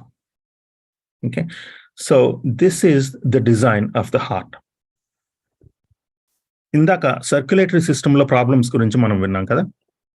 ఓకే, సర్క్యులేటరీ సిస్టంలో ప్రాబ్లమ్స్ వల్ల ఏమవుతుంది, ఒకవేళ ఎక్కడైనా బ్లడ్ ఫ్లో ఆగిపోతే, ఆ బ్లడ్ ఫ్లో ఆగిపోయిన దానివల్ల హార్ట్ మజిల్కి న్యూట్రియంట్స్ వెళ్ళకపోతే, ఆక్సిజన్ వెళ్ళకపోతే, that heart muscle will start dying. ఎందుకంటే ఇప్పుడు మీరు బాగా విపరీతంగా మీరు ఎక్సర్సైజ్ చేస్తే కనుక ఏమవుతుంది, ఇంకా కాళ్ళ మజిల్స్ కానీ పట్టేయడం జరుగుతుంది కదా మీకు, అంటే నొప్పి రావడం జరుగుతుంది. అదేంటంటే అక్కడ సరైన ఆక్సిజనేషన్ సరిగ్గా లేకపోతే then body goes into అంటే ఎనర్జీ కావాలి. ఓకే, ఇంత మజిల్స్ పనిచేయడానికి ఎనర్జీ కావాలి. ఆ ఎనర్జీ ప్రొడక్షన్కి there are several mechanisms. One is oxidative phosphorylation ఒకటి. The second thing is fermentation, లేకపోతే ఇంకోటి anaerobic and aerobic and anaerobic అంటే ఎనర్జీ ప్రొడక్షన్ ఉంటాయి. So aerobic energy production, aerobic process is very efficient. అందుకని చెప్పి ఆక్సిజన్ బాడీకి కావాల్సి ఉంటుంది. ఆక్సిజన్ లేని పరిస్థితుల్లో ఎనరోబిక్ గా కూడా ఎనర్జీ ప్రొడక్షన్ జరుగుతుంది, కానీ that is very inefficient and also that causes a lot of pain. Okay, so అందుకని చెప్పి ఒకవేళ ఫస్ట్ ఆక్సిజన్ కనుక ఫ్లో దీనికి ఆగిపోతే, సర్క్యులేటరీ సిస్టంలో ప్రాబ్లమ్ అయ్యి ఆక్సిజన్ హార్ట్కి ఆగిపోతే, that is when heart muscle starts producing lactic acid and various other substances which are not cleared properly from the from the muscle, and that causes a lot of pain, and that causes the muscle breakdown, and that is the traditional understanding of heart disease. Okay, నా ఈ conduction system చూసాం కదా మనం, ఈ electrical impulse. Okay, ఇక్కడ సైనోఏట్రియల్ నోడ్లో మొదలైన electrical impulse, okay, either left bundle branch లో కానీ రైట్ బండల్ బ్రాంచ్ లో కానీ, లేకపోతే ఇప్పుడు ప్రోకెంజీ ఫైబర్స్ కి వెళ్లే లోపల ఎక్కడన్నా దీంట్లో ఏమైనా పొరపాటున ఈ కండక్షన్ సిస్టమ్ లో ఏమన్నా డిస్రప్షన్ వస్తే వాట్ హ్యాపన్స్? ఓకే, సో మొత్తం ఈ హార్ట్ మీ మజిల్స్ మూవ్ చేయగలుగుతున్నారంటే it is because of the electrical signals. Heart muscle move అవుతుందంటే it is because of the electrical signals. ఈ ఎలక్ట్రికల్ సిగ్నల్స్ ఎక్కడైనా షార్ట్ సర్క్యూట్ అయితే what happens? Okay, so that brings us to the heart disease that we are and heart problems that we are witnessing post COVID, post corona time. Okay, so నా మీరు ఇప్పుడు విన్నారు కదా ఇదంతా cardiac మయోసైట్స్, right? ఇప్పుడు myocardial cells అని చెప్పి అనుకున్నాం కదా. ఇప్పుడు మయోకార్డియంలో ఉండే కార్డియాక్ సెల్స్, ఓకే, ఇవన్నీ కాంట్రాక్టైల్ మయోకార్డియల్ సెల్స్ అని విన్నాం, కండక్టింగ్ మయోకార్డియల్ సెల్స్ అని విన్నాం కదా. సో ఈ కండక్టింగ్ మయోకార్డియల్ సెల్స్ లో కనుక ఏమైనా ప్రాబ్లం అయితే, ఒకవేళ పొరపాటున ఎక్కడైనా ఈ కండక్షన్ అనేది ఒక దగ్గర సైనోఏట్రియల్ నోడ్ లో మొదలైన signal, it has to reach the Purkinje fibers through the through atrioventricular node and the bundle of Hess and these bundle branches, and then they have to reach this electrical impulse has to reach the Purkinje fibers. So అలా reach అవ్వకపోతే, మధ్యలో ఎక్కడన్నా పొరపాటున ఇక problem వస్తే కనుక what happens? Okay, and let's keep thinking about that. Okay, now, so you have heard, మీరు అందరూ విన్నారు కదా, ఈ వ్యాక్సినేషన్ తర్వాత వచ్చే one of the side effects గురించి మనం విన్నాం. ఓకే, ఆ సైడ్ ఎఫెక్ట్స్ ఏమిటి? One of the side effect is myocarditis, right? ఎక్కడైనా సరే మీరు మెడిసిన్లో ఐటిస్ అని వింటే కనుక దట్ ఈస్ ఇన్ఫ్లమేషన్ కానీ ఇన్ఫెక్షన్ కానీ అని అర్థం చేసుకోండి. Okay, ఐటిస్, right? So myocarditis is the inflammation of the myocardial cells. So ఈ myocarditis అనేది, సో ఇక్కడ this is where we have to understand why. Okay, ఎక్కడ ఇంతకు ముందు heart attacks the historical perspective విన్నాం. ఏంటంటే ప్రీ కరోనా టైంలో most of the heart attacks are due to conduction problems అంతకుముందు కూడా ఉండినాయి, but not to this extent. Pre-corona time-lo, traditional understanding of heart attacks, it concentrates on the circulatory system and the disruption in circulation.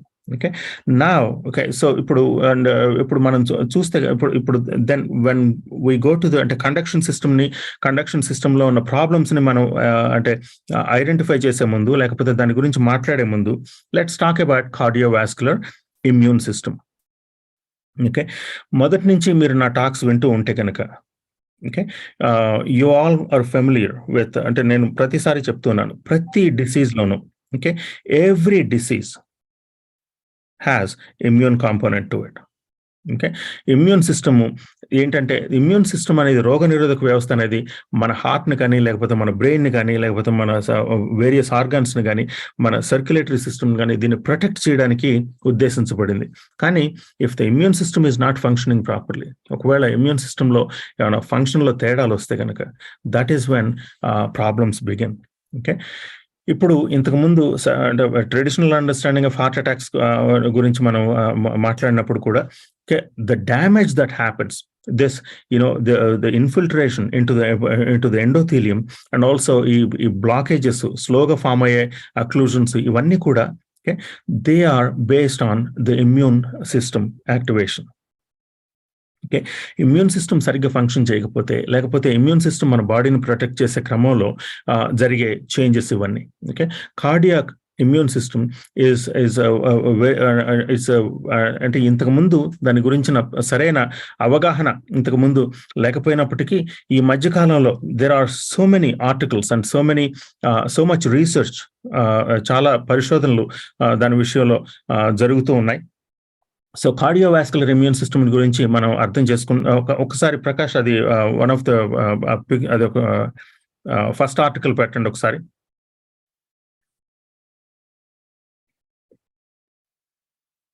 First article దాన్ని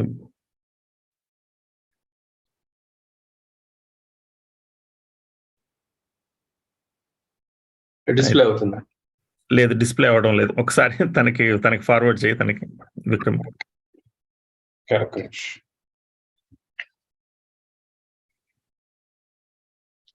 display అవుతుందా brother? మీరు ఒకసారి logout అయ్యి login అవ్వండి. ఈ లోపల అది ఫైల్ విక్రమ్ పంపించండి బ్రదర్.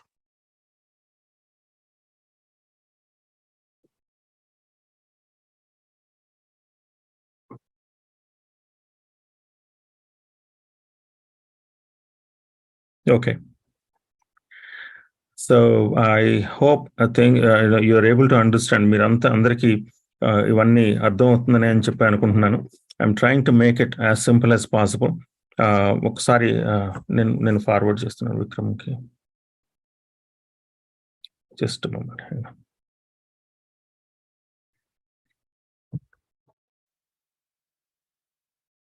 ఫస్ట్ పేజ్కి వెళ్ళండి. నేను పవర్ పాయింట్ లో కూడా పెట్టాను అది అబ్స్ట్రాక్ట్. ఒకసారి మీరు పవర్ పాయింట్ లో ఓపెన్ చేసిన ఆ స్లైడ్ ఉంటుంది చూడండి, ఫస్ట్ స్లైడ్. రైట్, అందులో ఓకే. సో ఇక్కడ మనం చూసినట్లయితే ఫస్ట్ దాంట్లోకి వెళ్ళండి. ఓకే, ఇక్కడ so SARS-CoV-2 spike protein causes cardiovascular disease independent of viral infection. Okay, ఇది ఎప్పుడు వచ్చింది?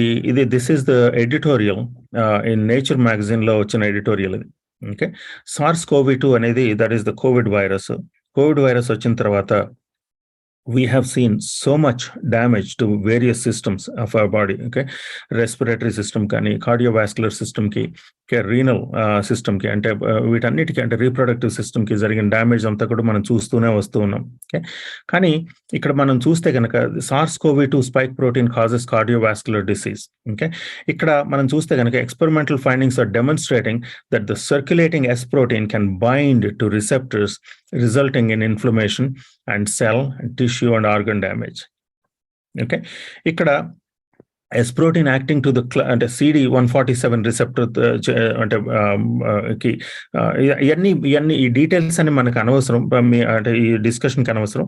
But what we need to understand is it is the immune system that is being activated. ఎక్కడ మన రోగనిరోధక వ్యవస్థని ఈ స్పైక్ ప్రోటీన్స్, ఈ వైరస్ ట్రిగ్గర్ చేయడం ద్వారా okay, the damage is happening అనేది వీళ్ళ అంటే ఒకవేళ వైరస్ లేకుండా కూడా జస్ట్ స్పైక్ ప్రోటీన్ అనేది ఇమ్యూన్ సిస్టమ్ని ట్రిగ్గర్ చేస్తే that can cause cardiovascular disease అనేది ఈ యొక్క ఈ పేపర్ యొక్క సారాంశం.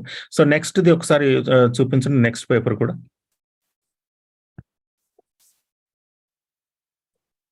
విక్రమ్ ఇది పంపుతున్నాను.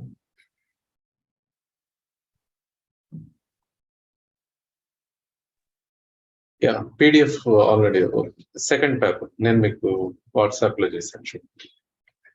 సెకండ్ పేపర్ వాట్సాప్ లో ఇంకొక పేపర్ పంపించి.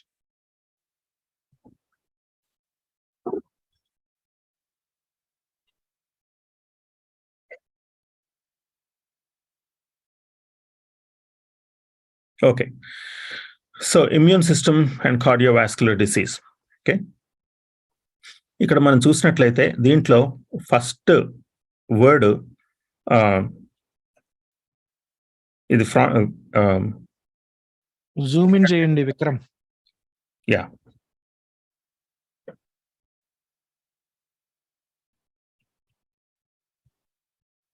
okay. Innate and adaptive immune system responses have an essential role in the development and progression of many cardiovascular diseases. Okay, so that is how this editorial starts. So మీరు మొదటి నుంచి 3 సంవత్సరాల నుంచి నేను మాట్లాడే మాటలను మీరు వింటూ ఉంటే కనుక this is what I have talked about extensively, innate and adaptive immune responses గురించి. ఓకే, సో ఇక్కడ ఇమ్యూన్ సిస్టమ్ కి కార్డియోవాస్కులర్ డిసీజ్ కి అవినాభావ సంబంధం ఉంది. ఓకే, హార్ట్ డిసీజ్ కి మన రోగనిరోధక వ్యవస్థకి అవినాభావ సంబంధం ఉంది అనేది దీని యొక్క పూర్తి సారాంశం ఇక్కడ. సో ఇప్పుడు మన సో దట్స్ అంటే మీరు there is a lot of, మీరు ఒకవేళ మీరు if you are interested in researching further, okay, ఇవన్నీ కూడా there is so much information that is available. ఇక లాస్ట్ 2021 నుంచి 2022 and 23 even last 2 months లో there is a voluminous information about immune system and cardiovascular disease. Okay, ఎలాగా మళ్ళా అంటే ఈ Covid వ్యాక్సిన్లు దానివల్ల వచ్చే అంటే దుష్పరిణామాలు వీటన్నిటి గురించి ఇక నేను మాట్లాడడం కాదు, ఇక now the whole world is అంటే మొత్తం scientific world is talking about these things. Okay, so ఇక్కడ ఒకటి మనం అర్థం చేసుకోవాల్సింది ఏమిటి అంటే ఈ స్పైక్ ప్రోటీన్స్, ఇప్పుడు ఈ వ్యాక్సిన్ల గురించి ఒకసారి కొంచెం మాట్లాడదాం మనం. మరలా ఇంకోసారి చెప్తున్నాను, this is not to scare anyone. ఇది మిమ్మల్ని భయపెట్టడానికో లేకపోతే భయభ్రాంతులకు గురి చేయడానికో కాదు, కానీ వీ నీడ్ టు అండర్స్టాండ్. మనం సరిగ్గా ప్రాపర్గా మనం అర్థం చేసుకుంటే కనుక then we will be able to deal with this issue. అంటే సరైన రీతిలో మనం దీనికి పరిష్కారం కనుగొనగా అంటే సరిగ్గా దీన్ని మనం అర్థం చేసుకుంటే దీనికి ప్రాబ్లం ఏదో ఐడెంటిఫై చేస్తే కనుక దానికి పరిష్కారం కనుక్కోవచ్చు కదా. సో అందుకోసం చెప్తున్నాను తప్పించి ఇంకో మిమ్మల్ని భయపెట్టడానికి కాదు. ఓకే, సో ఇప్పుడు యా దట్స్ ఓకే, ఇది తీసేయండి, this fine. Okay, okay, so now ఇప్పుడు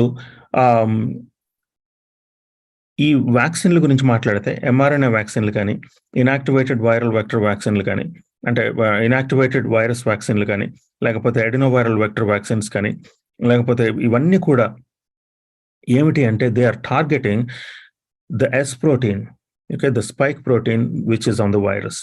okay, the virus itself, ఇక వైరస్ అంతా కూడా ఇట్స్ చాలా మాంసకృతుల సముదాయం. అది దాంట్లో ఈ ప్రోటీన్స్ ఈ వ్యాక్సిన్స్ టార్గెట్ చేసింది ఒక స్పైక్ ప్రోటీన్ని. ఒకవేళ ఎంఆర్ఎన్ఏ వైరస్ అయితే కనుక ఎంఆర్ఎన్ఏ ఇన్స్ట్రక్షన్స్ని, ఈ మైక్రో ఎన్ఆర్ఎన్ఏ ఇన్స్ట్రక్షన్స్ని ఇక బాడీలోకి చొప్పించడం ద్వారా ఈ స్పైక్స్ విపరీతంగా తయారయ్యే విధంగా దాంట్లో చేయడం.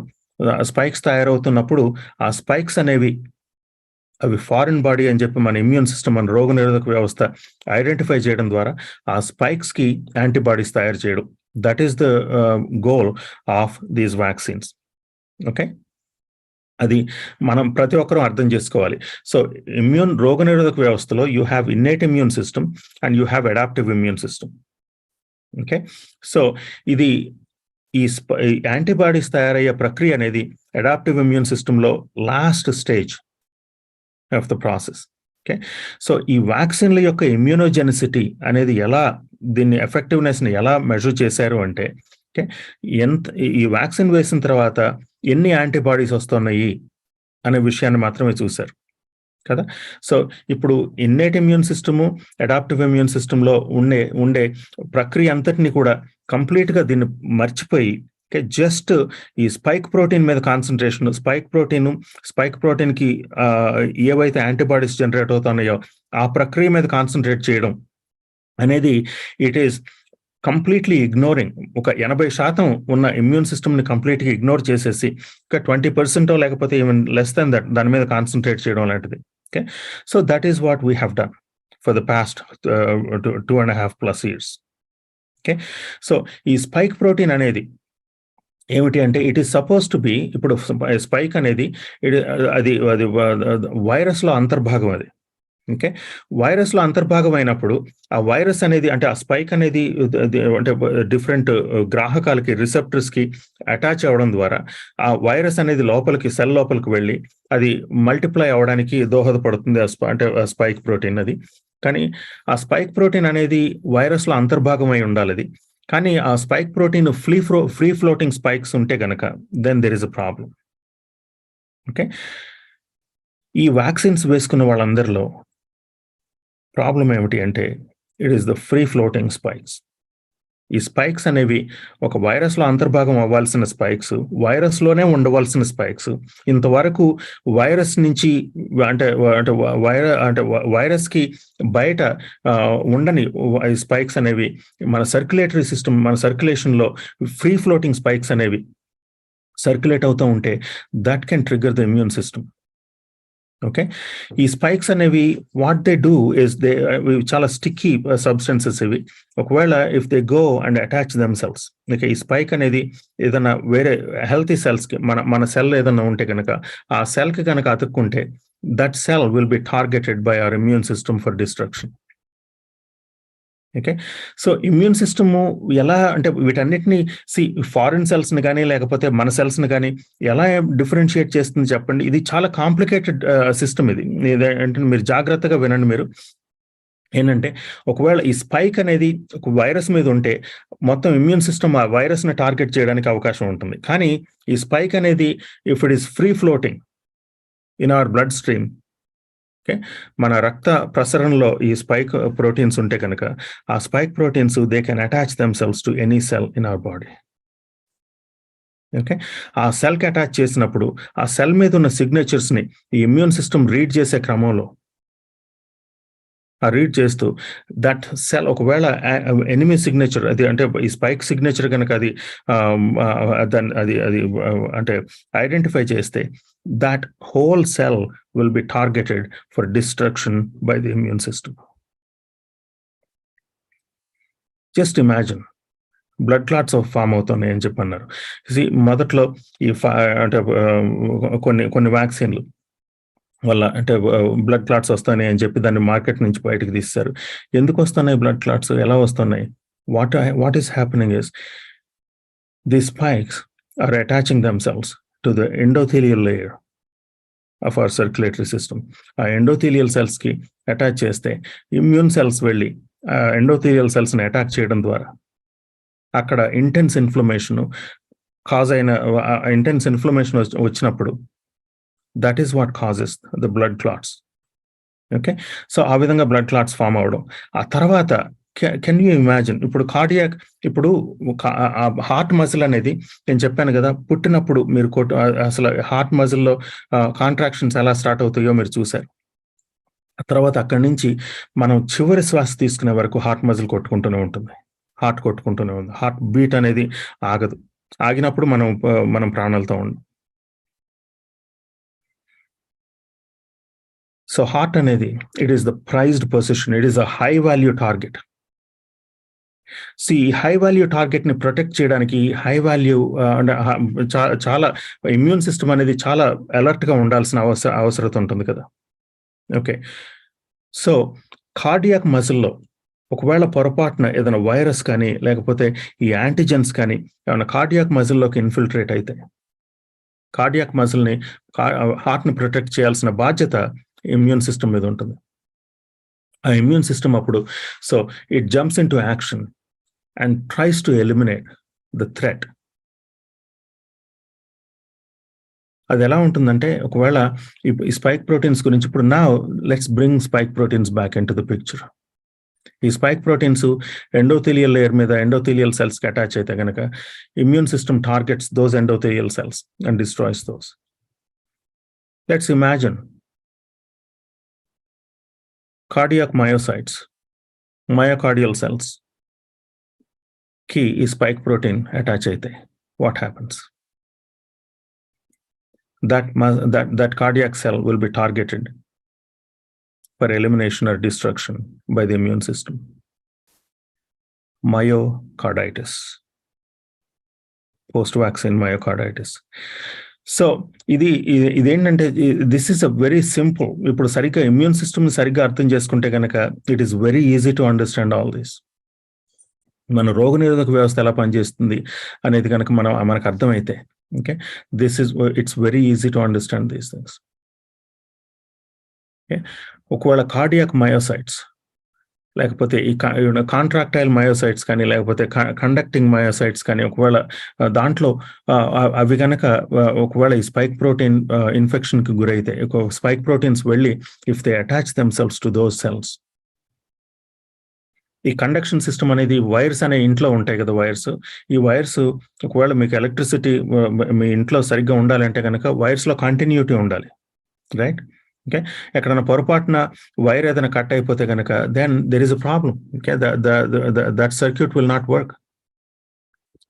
లెట్స్ ఇమాజిన్ ఈ conducting cells are affected by the immune system అని చెప్పి అనుకుందాం. Okay, some of the cells in the conducting system are destroyed. What happens to the conduction? Conduction stops.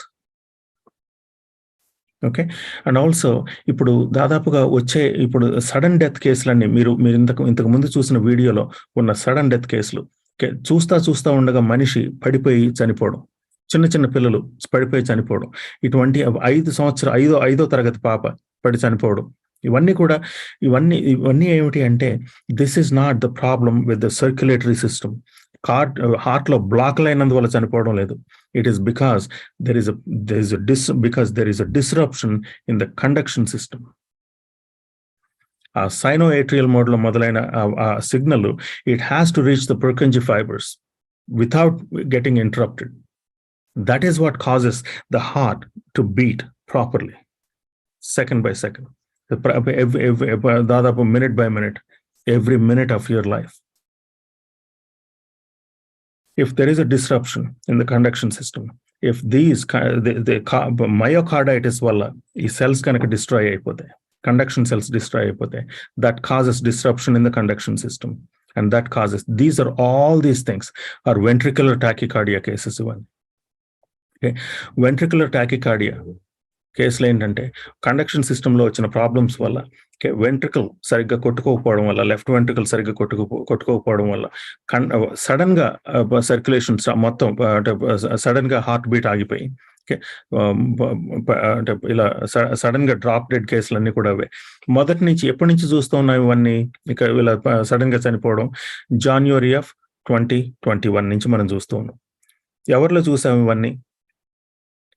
Traditional గా మనం చూసిన హార్ట్ అటాక్లు అన్ని కూడా వాటికి డాక్టర్లు చెప్పేది ఏంటంటే మీరు ఎక్సర్సైజులు చేయండి, లేకపోతే మీరు సెడెంటరీ లైఫ్ స్టైల్ నుంచి మీరు బయటపడండి, లేకపోతే తాగుడు మానేయండి, లేకపోతే స్మోకింగ్ మానేయండి, సరిగ్గా ఫ్యాట్ మానేయండి. ఇవన్నీ మంచి విషయాలు చెప్తూ ఉంటారు కదా. కానీ ఇప్పుడు చూసే మనం ఈ హార్ట్ అటాక్లని January of 2021 నుంచి కనుక మనం చాలా విషయాలు చూస్తే పెద్ద football players, 20-year-olds, 25-year-olds, young people on the field, they drop dead. This is the problem with the conduction system.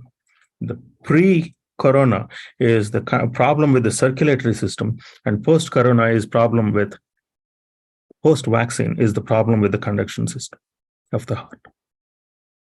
Okay, This is my understanding anyway. You can, or you want to, if you want to believe, you can, but if I'm not forcing anybody, but this is how we need to understand ఏం జరుగుతుంది మన చుట్టూ జరుగుతూ ఉంటే కనుక ఇంతకు ముందు కూడా జరిగాయి, ఇప్పుడు మనం అంతకుముందు పట్టించుకోలేదు, ఇప్పుడు ఇంటర్నెట్ వచ్చింది కాబట్టి మనం అంతా పట్టించుకోవడం జరుగుతుంది అనుకోవడం అది మూర్ఖత్వం అవుతుంది. ఎందుకంటే ఇంతకు ముందు ఎప్పుడు 5 సంవత్సరాలు 10 సంవత్సరాల పిల్లలు హార్ట్ అటాక్లతో చనిపోవడం ఎప్పుడు చూడలేదు మనం. ఓకే, 20 సంవత్సరాల పిల్లలు హార్ట్ అటాక్లతో చనిపోవడం మనం ఎప్పుడు చూడలేదు. But now we're saying, right? Okay, so January of 2021 తర్వాత ఈ సడన్ డెత్ కేసులు, సడన్ గా జస్ట్ ఫాలోయింగ్, అంటే మామూలుగా మాట్లాడుతున్న వ్యక్తులు ఎటువంటి సిమ్టమ్స్ లేకుండా హార్ట్ అటాక్లతో పడిపోయే కేసులు January of 2021 నుంచి మొదలయ్యాయి. And they are still continuing, and they will still continue. Spike protein is very immunogenic, and spike protein is very problematic. Okay, and spike protein can take a normal cell, ఏదంటే ఒక మామూలుగా ఉన్న ప్రాపర్గా ఉన్న cell ని తీసుకుని, and when spike protein gets embedded into the cell wall, and that cell can be targeted by our immune system for destruction. Problem is the free floating spikes. And free floating spikes are the feature of every COVID vaccine. Okay, so this is, in my estimation, in my understanding, in my opinion, this is what దీంతో ఉన్న problem. Okay, post corona అనేది conduction system లో ఉన్న problem. Circulatory problems రావడం లేదా వస్తున్నాయి. ఎందుకంటే ఒకవేళ ఎండోథీలియల్ లేయర్ లో ఎండోథీలియల్ డ్యామేజ్ అయితే కనుక దెన్ అబ్సల్యూట్లీ సర్క్యులేటరీ సిస్టమ్ వల్ల వచ్చే హార్ట్ అటాక్లు కూడా వస్తూ ఉన్నాయి. కానీ మెజారిటీ ఆఫ్ దీస్, ఇప్పుడు సడన్ డెత్ కేసులు మనం చూసేవన్నీ కూడా these are the problem with conduction system disruption వల్ల ఈ కండక్టింగ్ సెల్స్ ఓకే లో వచ్చిన ఇన్ఫ్లమేషన్ వల్ల అక్కడ కండక్షన్ సిస్టమ్, అంటే దీంట్లో షార్ట్ సర్క్యూట్స్ వల్ల జరిగే ప్రాబ్లం అది. ఇప్పుడు చాలాసార్లు రీఇటరేట్ చేశాను, దీన్ని చాలాసార్లు చెప్పాను, ఎందుకంటే it is that much important. So ఇక్కడ మనం చేయగలిగింది ఏమిటి? What can we do? So now that we have identified the problem, what can we do? మొదటి నుంచి చెప్తూ ఉన్నాను, మీరు మొదటి నుంచి ఉన్న వీడియోస్ అన్ని వింటూ ఉంటే కనుక you will have an understanding. ఇప్పుడు ఇమ్యూన్ సిస్టమ్ని సరిగ్గా ప్రొటెక్ట్ చేసుకోవడం ఎలాగా, so immune system over activate అవ్వకుండా, లేకపోతే ఇమ్యూన్ సిస్టమ్ సరిగ్గా దాని నిర్దేశించిన తీరులో పనిచేయాలి అంటే vitamin D levels are extremely important. Vitamin D లేకుండా ఇమ్యూన్ సిస్టమ్ పనిచేయదు. ఓకే, ఈ regulatory mechanisms, innate immune system పనిచేయాలంటే వైటమిన్ డి లెవెల్స్ సరిగ్గా ఉండాలి. అడాప్టివ్ ఇమ్యూన్ సిస్టమ్ పనిచేయాలంటే వైటమిన్ డి లెవెల్స్ సరిగ్గా ఉండాలి. TH1, TH2 branch T helper cells వాటి ఆ పాత్వేస్ సరిగ్గా పనిచేయాలి అంటే కనుక, ఇన్ఫ్లమేషన్ అంటే చాలా రన్అవే ఇన్ఫ్లమేషన్ లేకుండా ఈ బ్రాంచెస్ అన్ని సరిగ్గా పనిచేయాలంటే vitamin D is important. Okay, target ని, యాంటీజెన్స్ ని ప్రాపర్ గా ఐడెంటిఫై చేయాలి అంటే vitamin D is important. So vitamin D levels ని ప్రాపర్ గా ప్రొటెక్ట్ చేసుకోవడం ద్వారా I think there is a way out of this crisis. That is the good news. Okay, మొదటి నుంచి కరోనా నుంచి, కోవిడ్ నుంచి, is there a way out? Yes, there is a way out, and we have presented it. We have been presenting it. ఇది 3 సంవత్సరాలుగా మాట్లాడుతూనే ఉన్నాం దాని గురించి. కోవిడ్ వ్యాక్సిన్లు వల్ల వచ్చిన డ్యామేజ్, దీనివల్ల అంటే దీని నుంచి is there a way out? Yes, there is a way out, there can be a way out. And కొంతమంది ఇమ్యూన్ సిస్టమ్స్ అంటే ఎలా పనిచేస్తాయి, కోవిడ్ వ్యాక్సిన్స్కి ఎలా పనిచేస్తాయి అనేది చెప్పడం చాలా కష్టమైనప్పటికీ, in majority of the cases అంటే చాలా కేసుల్లో మీరు మీ వైటమిన్ డి లెవెల్స్ని ప్రొటెక్ట్ చేసుకోవడం ద్వారా, ఓకే, మీ విటమిన్ డి లెవెల్స్ని మెయింటైన్ చేసుకోవడం ద్వారా, okay, you can overcome this. Okay, so ఇప్పుడు విటమిన్ డి డోసులు ఎలా వేసుకోవాలి అని చెప్పి నన్ను అడగండి, ఎందుకంటే దట్ ఈస్ అది ఇండివిజువలైజ్డ్ ప్రాసెస్. అది మీ డాక్టర్ గారిని అడగండి. ఇప్పుడు విటమిన్ డి లెవెల్స్ 80 నుంచి 100 నానోగ్రామ్స్ పర్ ఎంఎల్ మీరు మెయింటైన్ చేసుకోవడం అనేది, whether vaccinated or unvaccinated, in post COVID టైమ్స్లో, కరోనా టైమ్స్, కోవిడ్ టైమ్స్లో, ఓకే, 80 నానోగ్రామ్స్ పర్ ఎంఎల్ నుంచి 100 నానోగ్రామ్స్ పర్ ఎంఎల్ మెయింటైన్ చేసుకోవడం అనేది essential. Okay, traditional understanding of vitamin D is 30 nanograms ఉంటే చాలు అని చెప్తారు అందరు డాక్టర్ గారు. కానీ మీరు చెప్పండి, మీ డాక్టర్ గారులతో అడగండి, 80 నుంచి 100 నానోగ్రామ్స్ ఎలా మెయింటైన్ చేసుకోవాలి, ఒకవేళ అలా మెయింటైన్ చేసుకోవాలంటే నేను ఎలా వైటమిన్ డి తీసుకోవాలి అని చెప్పి మీ డాక్టర్ గారిని అడగండి. ఓకే, ఎందుకంటే ఇవన్నీ కూడా చాలా కాంప్లికేట్ అయిపోతున్నాయి మొత్తం అంటే ఈ హెల్త్ ఇష్యూస్ అన్ని ఈ పోస్ట్ కరోనా టైంలో there are so many complications. ఈ కాంప్లికేషన్స్ అన్నిట్లో you need to be examined on regular basis. సరిగ్గా ఏమైనా పొరపాటున ఏమైనా చెస్ట్ పెయిన్స్ కానీ లేకపోతే ఏమైనా చెస్ట్లో డిస్కంఫర్ట్ కానీ ఏమైనా ఉండేదాకా ఆకండి. ఏంటంటే ఒకవేళ వ్యాక్సిన్ తీసుకుంటే go get your vitamin D levels check. ఒకవేళ డెఫిషియెంట్ స్టేట్లో ఉంటే ఎంత త్వరగా మీరు దాన్ని కరెక్ట్ చేసుకోగలిగితే అంత మీకు మీరు మేలు చేసుకున్న వారు అవుతారు. So, this is what I have, and I think we will continue probably ఒకవేళ దీని గురించిన ఇంకా డీటెయిల్స్ ఏమైనా కావాలంటే నెక్స్ట్ సెషన్లో కవర్ చేద్దాం. నెక్స్ట్ సెషన్లో we will talk about other problems, అంటే కొన్ని అంటే క్యాన్సర్స్ గురించి లేకపోతే అంటే న్యూరలాజికల్ ఇష్యూస్ గురించి, వీటన్నిటి గురించి డిఫరెంట్ అదర్ ప్రాబ్లమ్స్ వీటి వల్ల వచ్చే, అంటే ఇప్పుడు కొత్తగా మనం చూస్తున్న 2021 తర్వాత ఇంకా చూసే కొత్త ప్రాబ్లమ్స్ అన్నిటి గురించి we will talk about in the next session. And thank you so much. I'll hand this time over to Anil. Thank you అన్న. అద్భుతమైన ప్రజెంటేషన్ చేశారు. అంటే పూర్వం నుంచి ఉన్నటువంటి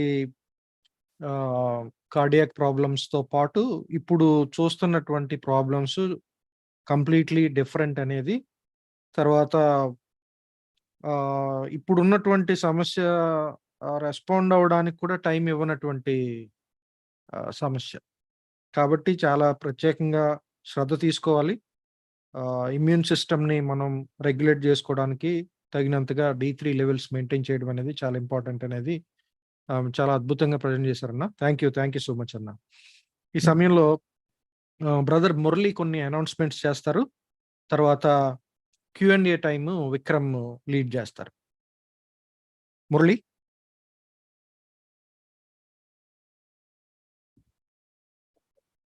స్క్రీన్ షేరింగ్ క్లోజ్ చేస్తారండి ఒకసారి. యా, మురళి ఉన్నారా? ఎస్ అన్న, ఉన్నాను. వైట్ బోర్డ్ ఓపెన్ చేయడం వల్ల నేను రాలేకపోయాను. సో మనకి ఇప్పుడు క్వశ్చన్ అండ్ ఆన్సర్ సెషన్ ఉంటుంది. దానికి ముందు ఇంపార్టెంట్ గా కొన్ని అనౌన్స్మెంట్స్ ఉన్నాయి. మనకి వచ్చే 22nd నెక్స్ట్ సెషన్ ఉంటుంది. ఇప్పుడు చూస్తున్నట్లుగానే హార్ట్ అటాక్స్ ఎలా పెరిగిపోతున్నాయో బ్రెయిన్ స్ట్రోక్స్ కూడా అలాగే ఎక్కువగా మనం నోటీస్ చేస్తున్నాం. వాటి గురించి కూడా వివరాలు మనకి ఇదే సమయంలో మన భాను ప్రసాద్ గారు అందజేస్తారు. 22nd ఉంటుంది ఆ సెషన్, గుర్తుంచుకోండి. అలాగే తెమిలియోస్ పేజ్ లో హెల్త్ సెషన్స్ కొన్ని చేసాం, అట్లాగే థియలాజికల్ గా కూడా కొన్ని సెషన్స్ ఉన్నాయి, మీరు విజిట్ చేయండి. ఆ తర్వాత ఇప్పుడు క్వశ్చన్ అవర్ ఉంటుంది.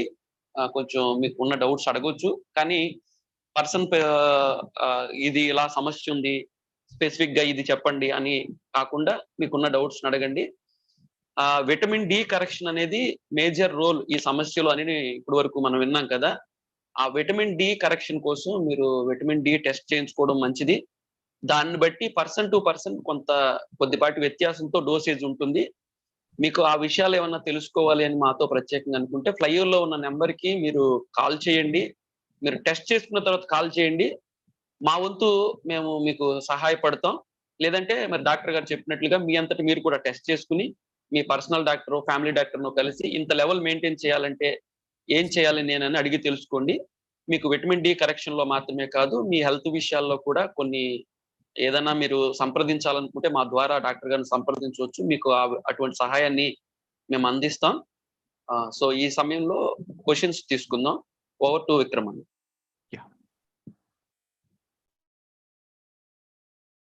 ఓకే. సో ప్రశ్నలు ఉన్న వాళ్ళు హ్యాండ్ రైజ్ చేయండి.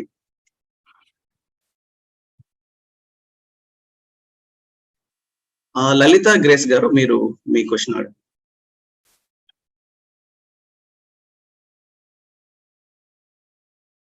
Good evening sir. ఎస్ అమ్మా, చెప్పండి. సార్, ఇప్పుడు నా క్వశ్చన్ అనేది విన్నాను. అయితే నాది ఒక డౌట్ ఏంటంటే, ఎసిడిటీ ఫామ్ అయినప్పుడు ఎసిడిటీ పెయిన్ వస్తూ ఉంటుంది. అంటే క్లీవేజ్ దగ్గర కానీ లేకపోతే ఇక్కడ చెస్ట్ దగ్గర కానీ రిబ్స్ దగ్గర కానీ అలా పెయిన్ వస్తూ ఉంటుంది. డిఫరెంట్ పార్ట్స్ లో. అయితే అది గ్యాస్ట్రిక్ పెయిన్ అని లేకపోతే చెస్ట్ పెయిన్ ఎలా తెలుసుకుంటాం సార్?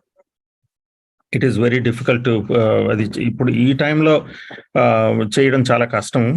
ఏదైనా పొరపాటున ఇప్పుడు మీరు రెగ్యులర్ గా మీకు అలా పెయిన్ వస్తూ ఉంటే కనుక you should be able to differentiate between అంటే అంటే ఒకవేళ ఆ పెయినో లేకపోతే ఇంకేమన్నా కొంచెం డిఫరెన్స్ ఏమైనా ఉన్నాయో, బ్రీతింగ్ డిఫికల్టీ ఏమైనా ఉందా, లేకపోతే రేడియేటింగ్ పెయిన్ లెఫ్ట్ హ్యాండ్ లో కానీ లెఫ్ట్ జాలో కానీ రేడియేటింగ్ పెయిన్ ఏమైనా ఉందా, ఇవి చూసుకుంటూ ఉంటే కనుక మీకు తెలుస్తుంది. కానీ ఇవన్నీ ఏంటంటే నేను చెప్పింది ఇప్పుడు సర్క్యులేటరీ ఇష్యూస్ లో ఒకవేళ బ్లాకేజ్ నుండి లేకపోతే హార్ట్ మజిల్ లో అంటే డ్యామేజ్ అవుతూ ఉంటే కనుక that is one you will see all these changes. ఒకవేళ కండక్షన్ సిస్టమ్ లో ఏమైనా ప్రాబ్లమ్స్ ఉంటే కనుక ఇట్స్ వెరీ డిఫికల్ట్ అంటే అది మీకు అంటే మీకు దాంతో అంటే ముందు ఇటువంటి అంటే ఇలా ఇండికేషన్ అనేది ఏమి ఉండకపోవచ్చు. ఓకే, సో జాగ్రత్తగా ఉండండి. మీరు హార్ట్ రేట్ చూసుకోండి, బ్లడ్ ప్రెషర్ చూసుకుంటా ఉండండి, పల్స్ ఆక్సిమీటర్ రీడింగ్స్ చూసుకుంటా ఉండండి. ఒకవేళ మీ హార్ట్ రేట్ పెరిగిపోతూ ఉంటే కనుక okay, that is a sign of అంటే it could be a sign of myocarditis. Okay, so yeah, vaccine తీసుకున్న వాళ్ళు మీ పల్స్ రేట్లు ఇది చూసుకుంటూ ఉండండి. ఒకవేళ పల్స్ రేటు అన్కంట్రోలబుల్ గా పెరిగిపోతూ ఉంటే మీకు if you can hear palpitations, heart palpitations ఉంటే కనుక that is when you need to seek help right away. అంటే రీసెంట్ గా అంటే లాస్ట్ నైట్ మా హస్బెండ్ ఆయన వేరే చోట ఉన్నారు, ఆయనకి బ్రీత్ తీసుకుంటున్నప్పుడు నాకు చిన్నగా చెస్ట్ లో పెయిన్ వస్తుంది అని నాతో కంప్లైంట్ చెప్పారనమాట. సో అయితే వాళ్ళు చూసి పల్స్ ఆక్సిమీటర్ లో అన్ని చూసారు, బీపీ నార్మల్ ఉంది, పల్స్ నార్మల్ ఉంది, సాచురేషన్ అంతా బాగా నార్మల్ ఉంది అన్నారు సార్. అది ఏమైనా భయపడాల్సింది ఏమైనా లేకపోతే నార్మల్ సార్? పర్వాలేదు, భయపడాల్సింది కాదమ్మా, భయపడి చేయగలిగింది ఏమీ లేదు, కానీ but that is something that you need to pay attention to. Okay, ఇక నుంచి మానిటర్ చేస్తా ఉండండి. There are some breathing techniques. Okay, ఆ breathing techniques, long breathing techniques, కొంచెం బ్రెత్ అండ్ హోల్డ్ టెక్నిక్స్, ఇవన్నీ చేస్తూ ఉంటే కనుక దే విల్ బి అంటే రిలీఫ్, కొంత రిలీఫ్ ఉంటుంది. అంటే వచ్చిన తర్వాత ఒకవేళ టెస్ట్ అయినా చేయించుకోవచ్చా సార్? తప్పకుండా, ఇప్పుడు ఒకవేళ కార్డియాక్ మజిల్ డ్యామేజ్ అవుతుంటే కనుక దేర్ ఆర్ టెస్ట్. ఒక డాక్టర్ గారిని కన్సల్ట్ చేయండి వెంటనే, వాళ్ళు చూస్తారు. అంటే హార్ట్ లో ఏమైనా ప్రాబ్లమ్స్ ఉంటే కనుక వాళ్ళు డెఫినెట్ గా చూస్తారు. కానీ ఈ ప్రాబ్లమ్స్ అన్ని కూడా అంటే post corona Covid vaccine problems అన్ని అంటే డిటెక్షన్ కూడా బియాండ్ ఉంటూ ఉన్నాయి. సో దానికి ఒక్కటే మార్గం ఏంటంటే first of all correct your vitamin D levels, correct your life style.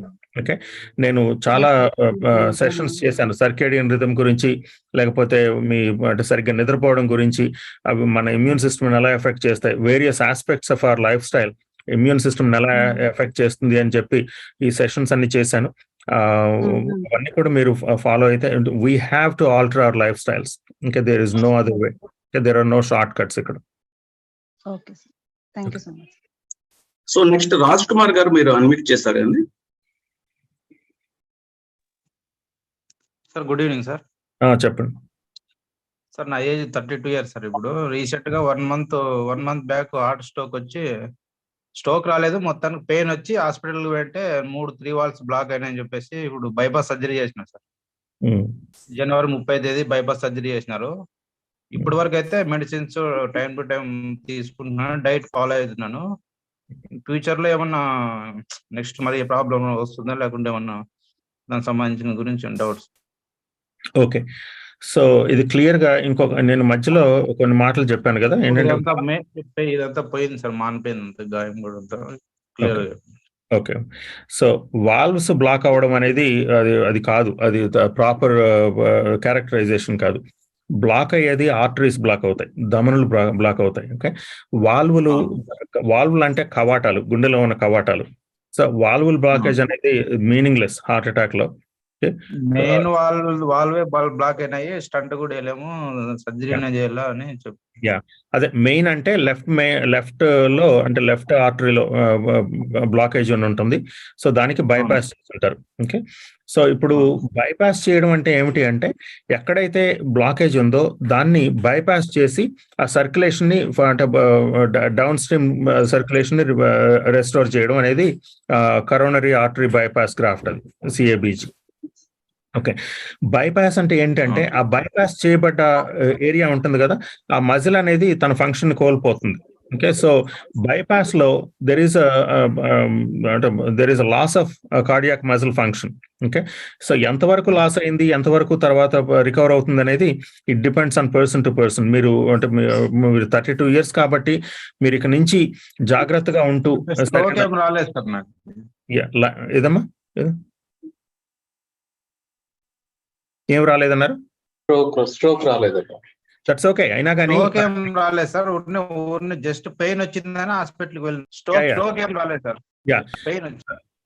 That's okay, అయినా కానీ ఏంటంటే బైపాస్ చేసినప్పుడు ఏంటంటే దేర్ ఈజ్ అంటే కొంత హార్ట్ మజిల్ కాంప్రమైజ్ అనేది తప్పకుండా ఉంటుంది బైపాస్. ఓకే, సో ఇక నుంచి మీ లైఫ్ స్టైల్ చేంజ్ చేసుకుని ఓకే సరిగ్గా అంటే మీరు వ్యాక్సిన్ తీసుకున్నారా? అవును సార్. ఓకే, వ్యాక్సిన్ తీసుకుంటే నేను తీసుకున్నాను. యా, మీరు అంటే మీరు తప్పకుండా వైటమిన్ డి లెవెల్స్ మెయింటైన్ చేసుకోండి. వైటమిన్ డి లెవెల్ తెలుసా మీకు? మీరు చెక్ చేసుకున్నారా? That is the first thing that you need to do. మీరు తప్పకుండా చేసి తీరాలి. అది చేసి దాన్ని సరిగ్గా మెయింటైన్ చేసుకుంటూ మీ లైఫ్ స్టైల్ని చేంజ్ చేసుకుంటే యా ఇక ఫ్యూచర్లో ప్రాబ్లం అనేది అవాయిడ్ చేయొచ్చు అండి. Majority of the problems can be avoided. ఇంకో డౌట్ సార్, ఇప్పుడు 10 years వరకే గ్రాఫ్ట్ పనిచేస్తాయి అని మొబైల్ అట్లా చూసినాను. ఇప్పుడు ఏంటంటే ఇప్పుడు ఈ గ్రాఫ్ట్లు లేకపోతే ఈ ప్రాబ్లమ్స్ అన్ని కూడా చాలా సిక్ పీపుల్లో అసలు అంటే చేసిన ఇవాల్యుయేషన్స్ అవి. కానీ అంటే అవి జనరల్ యావరేజ్, అది 10 years ఉంటాయి అంటే అది యావరేజ్ అది. కానీ మీరు యంగ్ కాబట్టి మీరు సరైన రీతిలో సరిగ్గా మీ లైఫ్ స్టైల్ని మార్చుకుంటే it can lost your life time. కొన్ని గ్రాఫ్లు డాక్టర్ని అడిగితే 80 years వరకు నేను 100% గ్యారెంటీ ఇస్తాను, కానీ నేను నా డైట్ ఫాలో అయితే 80 years వరకు నీకేం ప్రాబ్లం అయితే ఏం రాదు. మరి లైఫ్ స్టైల్ చేంజెస్ మామూలు నార్మల్. నేను మెయిన్ ప్రాబ్లం అంటే నాన్ వెజ్ ఎక్కువ తింటుంటాను sir. Daily 2 times non veg తింటుంటాను సార్ డైలీ. అట్లా 5 years నుంచి కోవిడ్ వచ్చినప్పటి నుంచి ఇంకా ఎక్కువ ఇదేనా సార్, అందరూ చెప్తున్నారు. బాబు నేను ఒక మాట చెప్తాను వినండి. ఇప్పుడు దాకా మీరు నా మాటలు వినుంటే కనుక మీకు అర్థమై ఉండాలి ప్రాబ్లం ఎక్కడ ఉందనేది. మీకు హార్ట్ లో బ్లాక్లు రావడం ఇవన్నీ కూడా నాన్ వెజ్ కి వీటికి సంబంధించిన విషయం కాదు. ఇది వ్యాక్సిన్లకిను కోవిడ్ కి సంబంధించిన విషయం ఇది.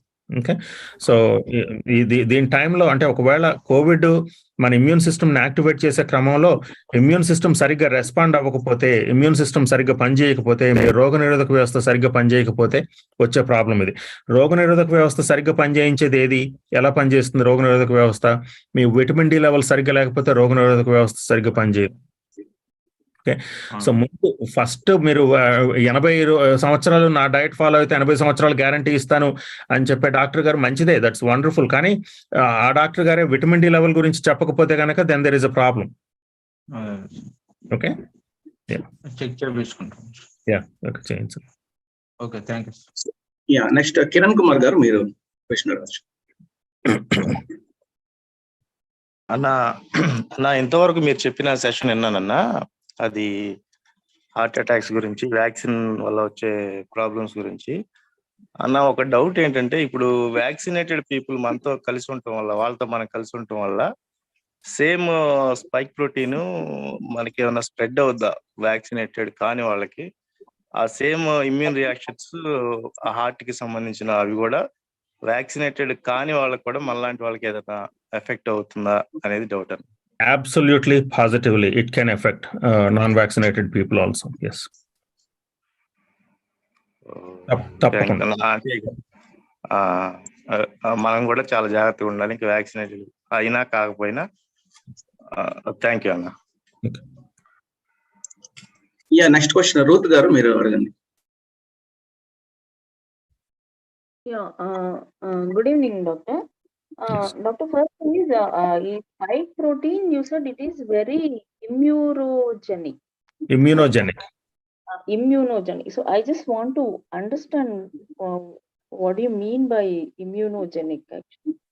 That means it can trigger the immune system. It can see immunogenicity of these vaccines is measured by how many antibodies, the antibody titer. So once you take the vaccine, and the immunogenicity is characterized by the amount of antibody response each vaccine gives.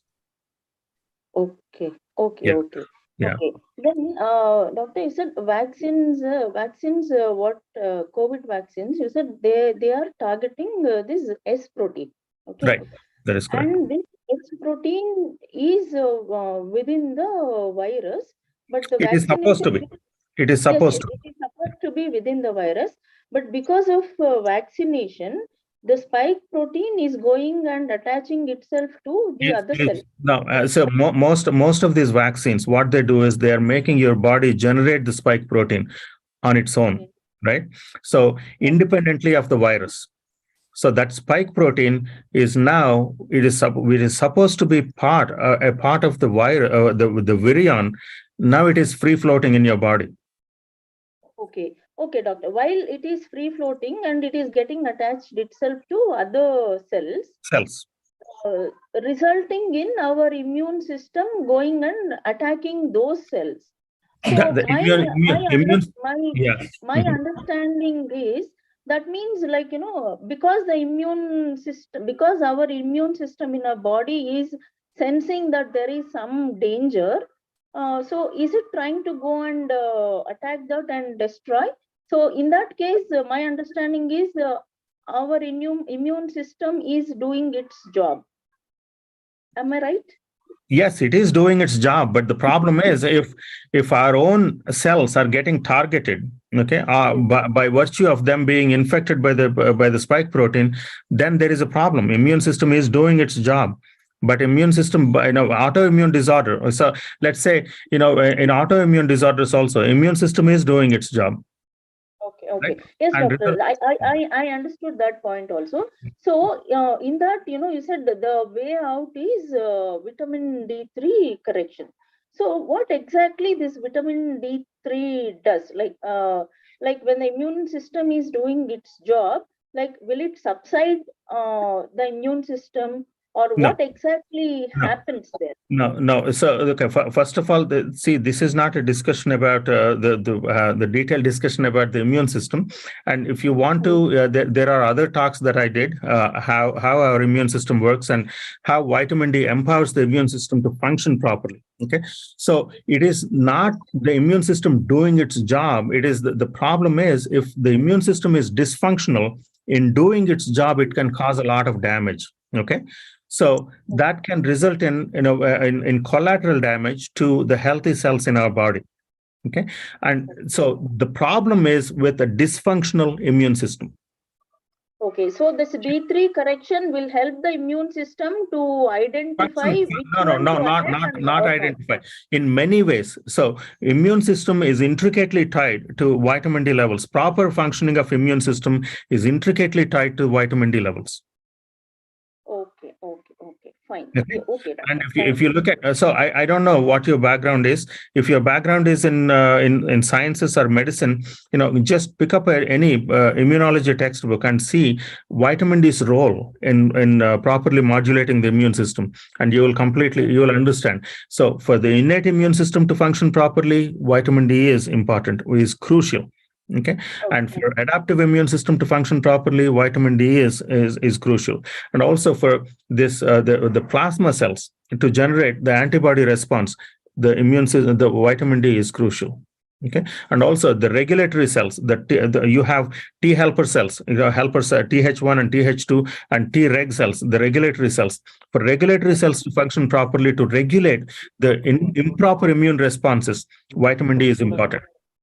Okay. Fine. Thank you.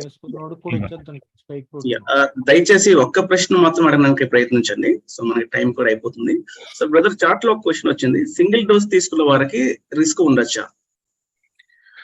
Yes, tapakunda. It is possible, and it depends. Again, it depends on your immune system, how properly and how effective your immune system is. And also S single dose తీసుకున్న వాళ్ళకి కూడా problem ఉంటుంది definite. Okay, ఇంకో ప్రశ్న, what is the correct heart pulse rate? It depends, so the normal pulse rate is pegged at 72 beats per minute.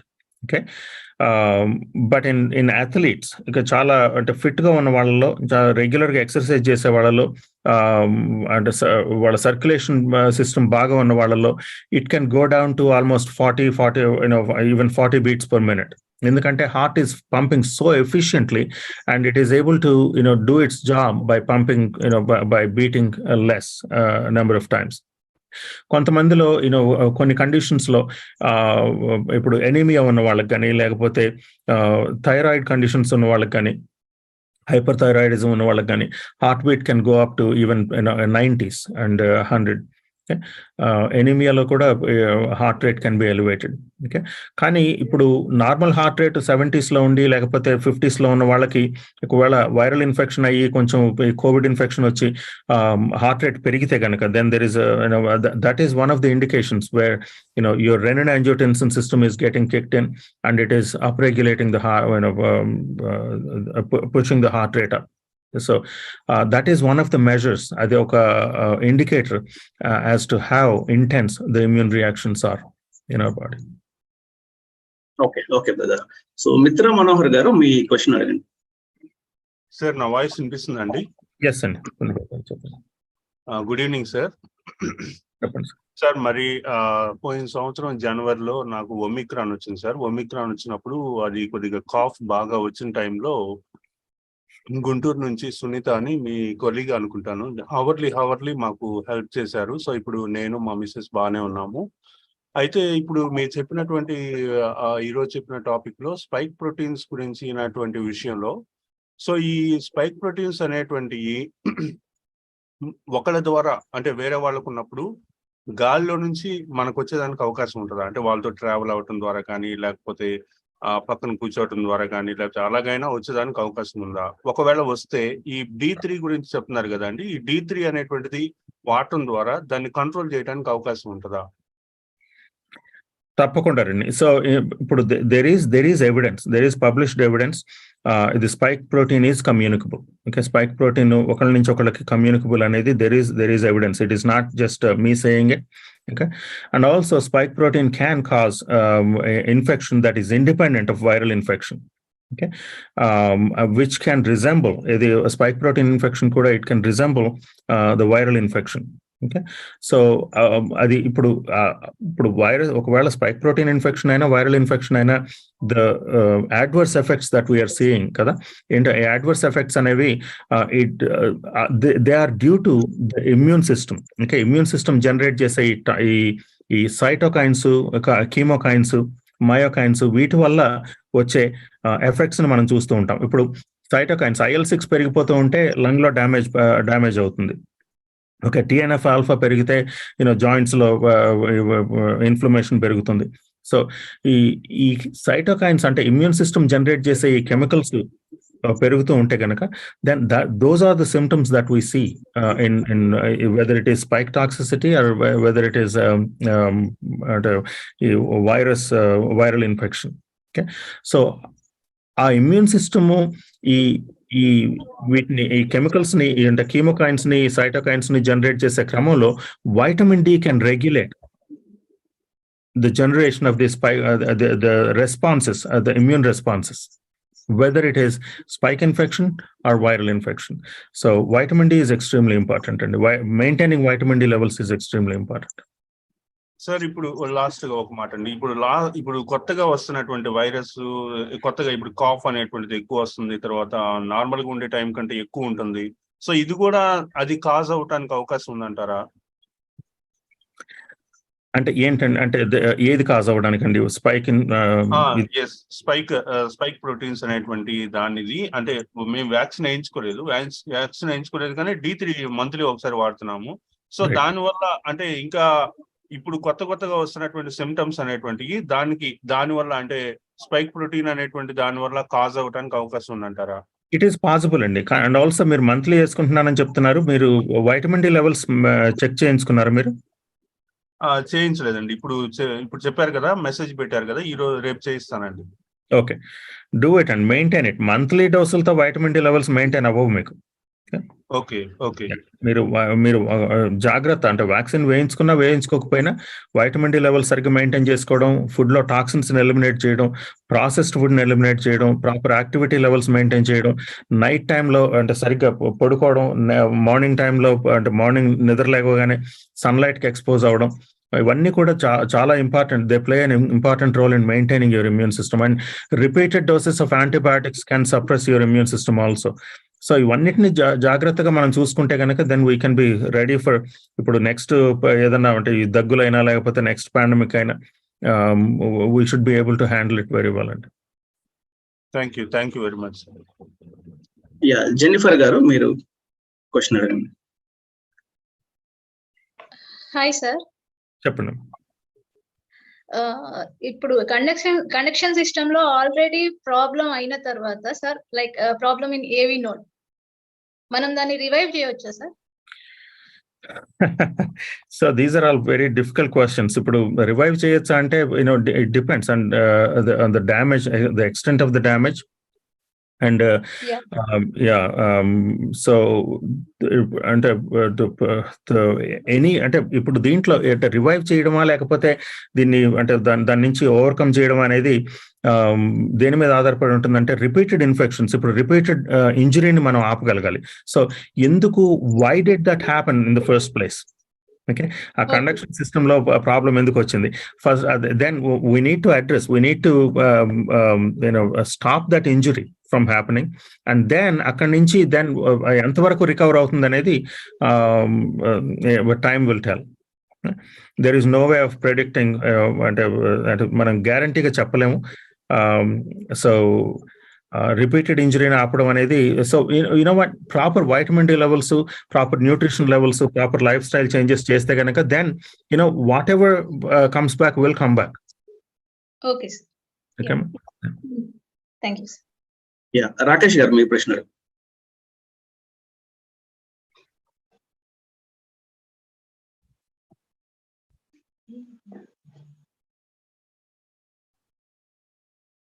Brother Rakesh. Rakesh గారు వెళ్ళిపోయారు. స్వప్న గారు మీ క్వశ్చన్ అడగండి.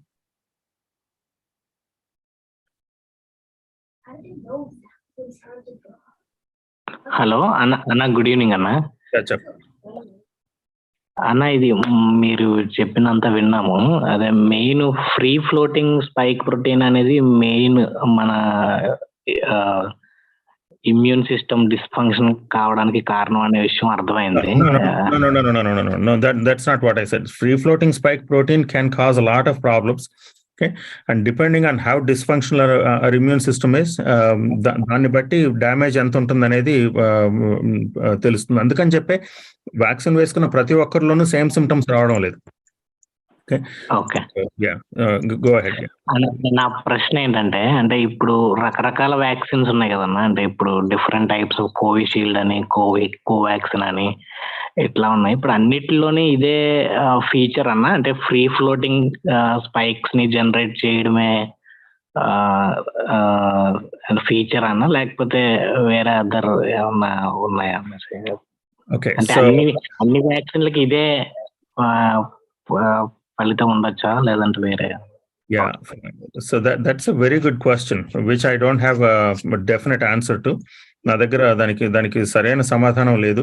కానీ మనం చూస్తే కనుక కోవిషీల్డ్ కానీ, కోవాక్సిన్ కానీ, లేకపోతే మోడర్నా వ్యాక్సిన్స్ కానీ, లేకపోతే ఫైజర్ బయోటెక్ వ్యాక్సిన్ కానీ, ఇవన్నీ నోవోవాక్స్ కానీ, వీటన్నిటిని మనం చూస్తే కనుక సైడ్ ఎఫెక్ట్స్ లేకపోతే వీళ్ళ అంటే అడ్వర్స్ ఎఫెక్ట్ ప్రొఫైల్ అనేది అన్నిటికీ దాదాపుగా సమానంగానే ఉంది.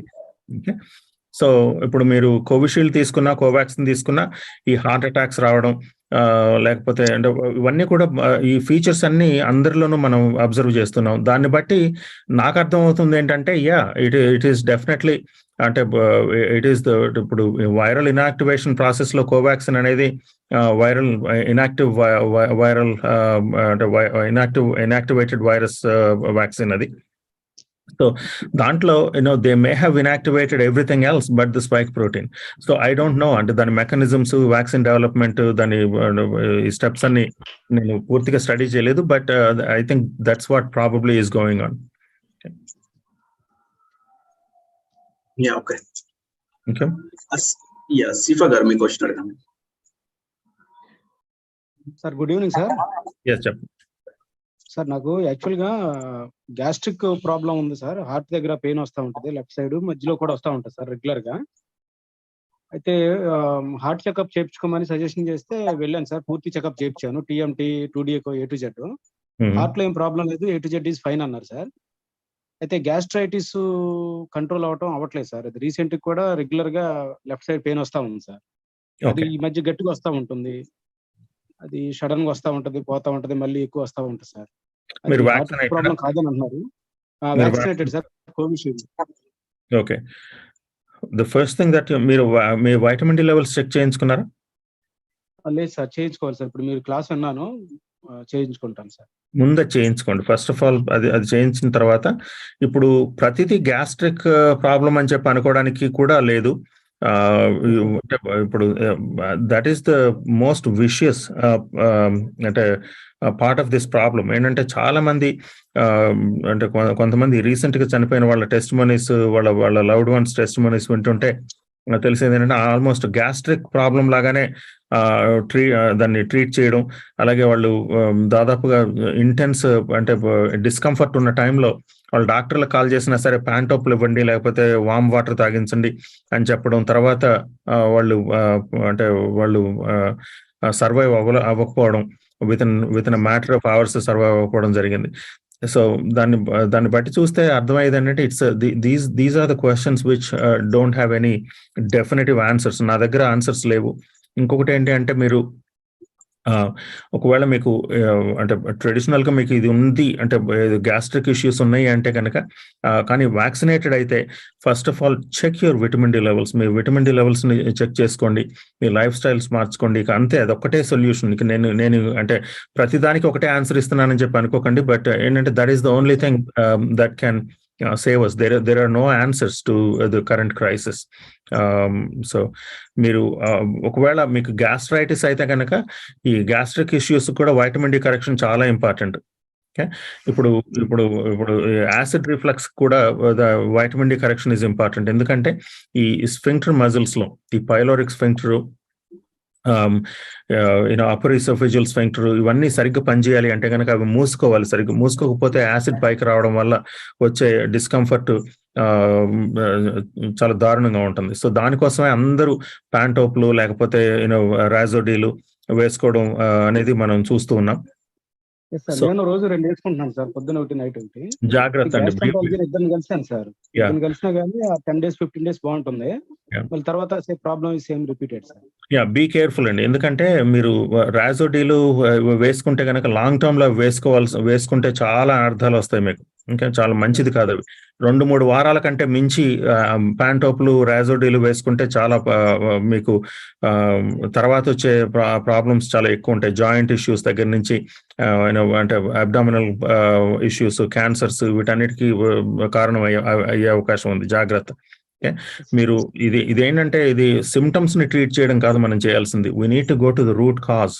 ఓకే, సో మీరు వైటమిన్ డి లెవెల్స్ ని సరిగ్గా మీరు మెయింటైన్ చేస్తే కనుక మీ ఈ స్ఫింక్టర్స్ అన్ని కూడా సరిగ్గా పనిచేసే అవకాశం ఉంటుంది. మీ వాటర్ ఇంటేక్ ఎలా ఉంది, మీరు సాల్ట్ ఇంటేక్ ఎలా ఉంది, మీరు మీ మినరల్స్ అన్ని ఎలా ఉన్నాయి, మీ వైటమిన్స్ ఎలా ఉన్నాయి, మీరు ఏమైనా ప్రాసెస్డ్ ఫుడ్స్ ఏమైనా తీసుకుంటున్నారా, మీ అగ్రికల్చరల్ కెమికల్స్ కి ఏమైనా ఎక్స్పోజ్ అవుతున్నారా, మీ లైఫ్ స్టైల్ ఎలా ఉంది, రాత్రులు నిద్రలేకపోతున్నారు, మార్నింగ్ లేచేటప్పుడు రెస్ట్ఫుల్ గా ఉంటున్నారా, ఇవన్నీ ఈ ఆస్పెక్ట్స్ అన్ని కన్సిడర్ చేస్తే కనుక వీటన్నిటిని సరిచేస్తే ఈ ప్రాబ్లమ్స్ అన్నిటిని ప్రాపర్ గా అడ్రస్ చేయొచ్చండి. అందుకని చెప్పి మీరు జాగ్రత్త. అంటే రాజోడీలును 2 రోజుకు 2 వేసుకున్నందువల్ల మీ ప్రాబ్లమ్ సాల్వ్ అవ్వట్లేదు. It is getting more complicated. సరే సార్. ఓకే సార్,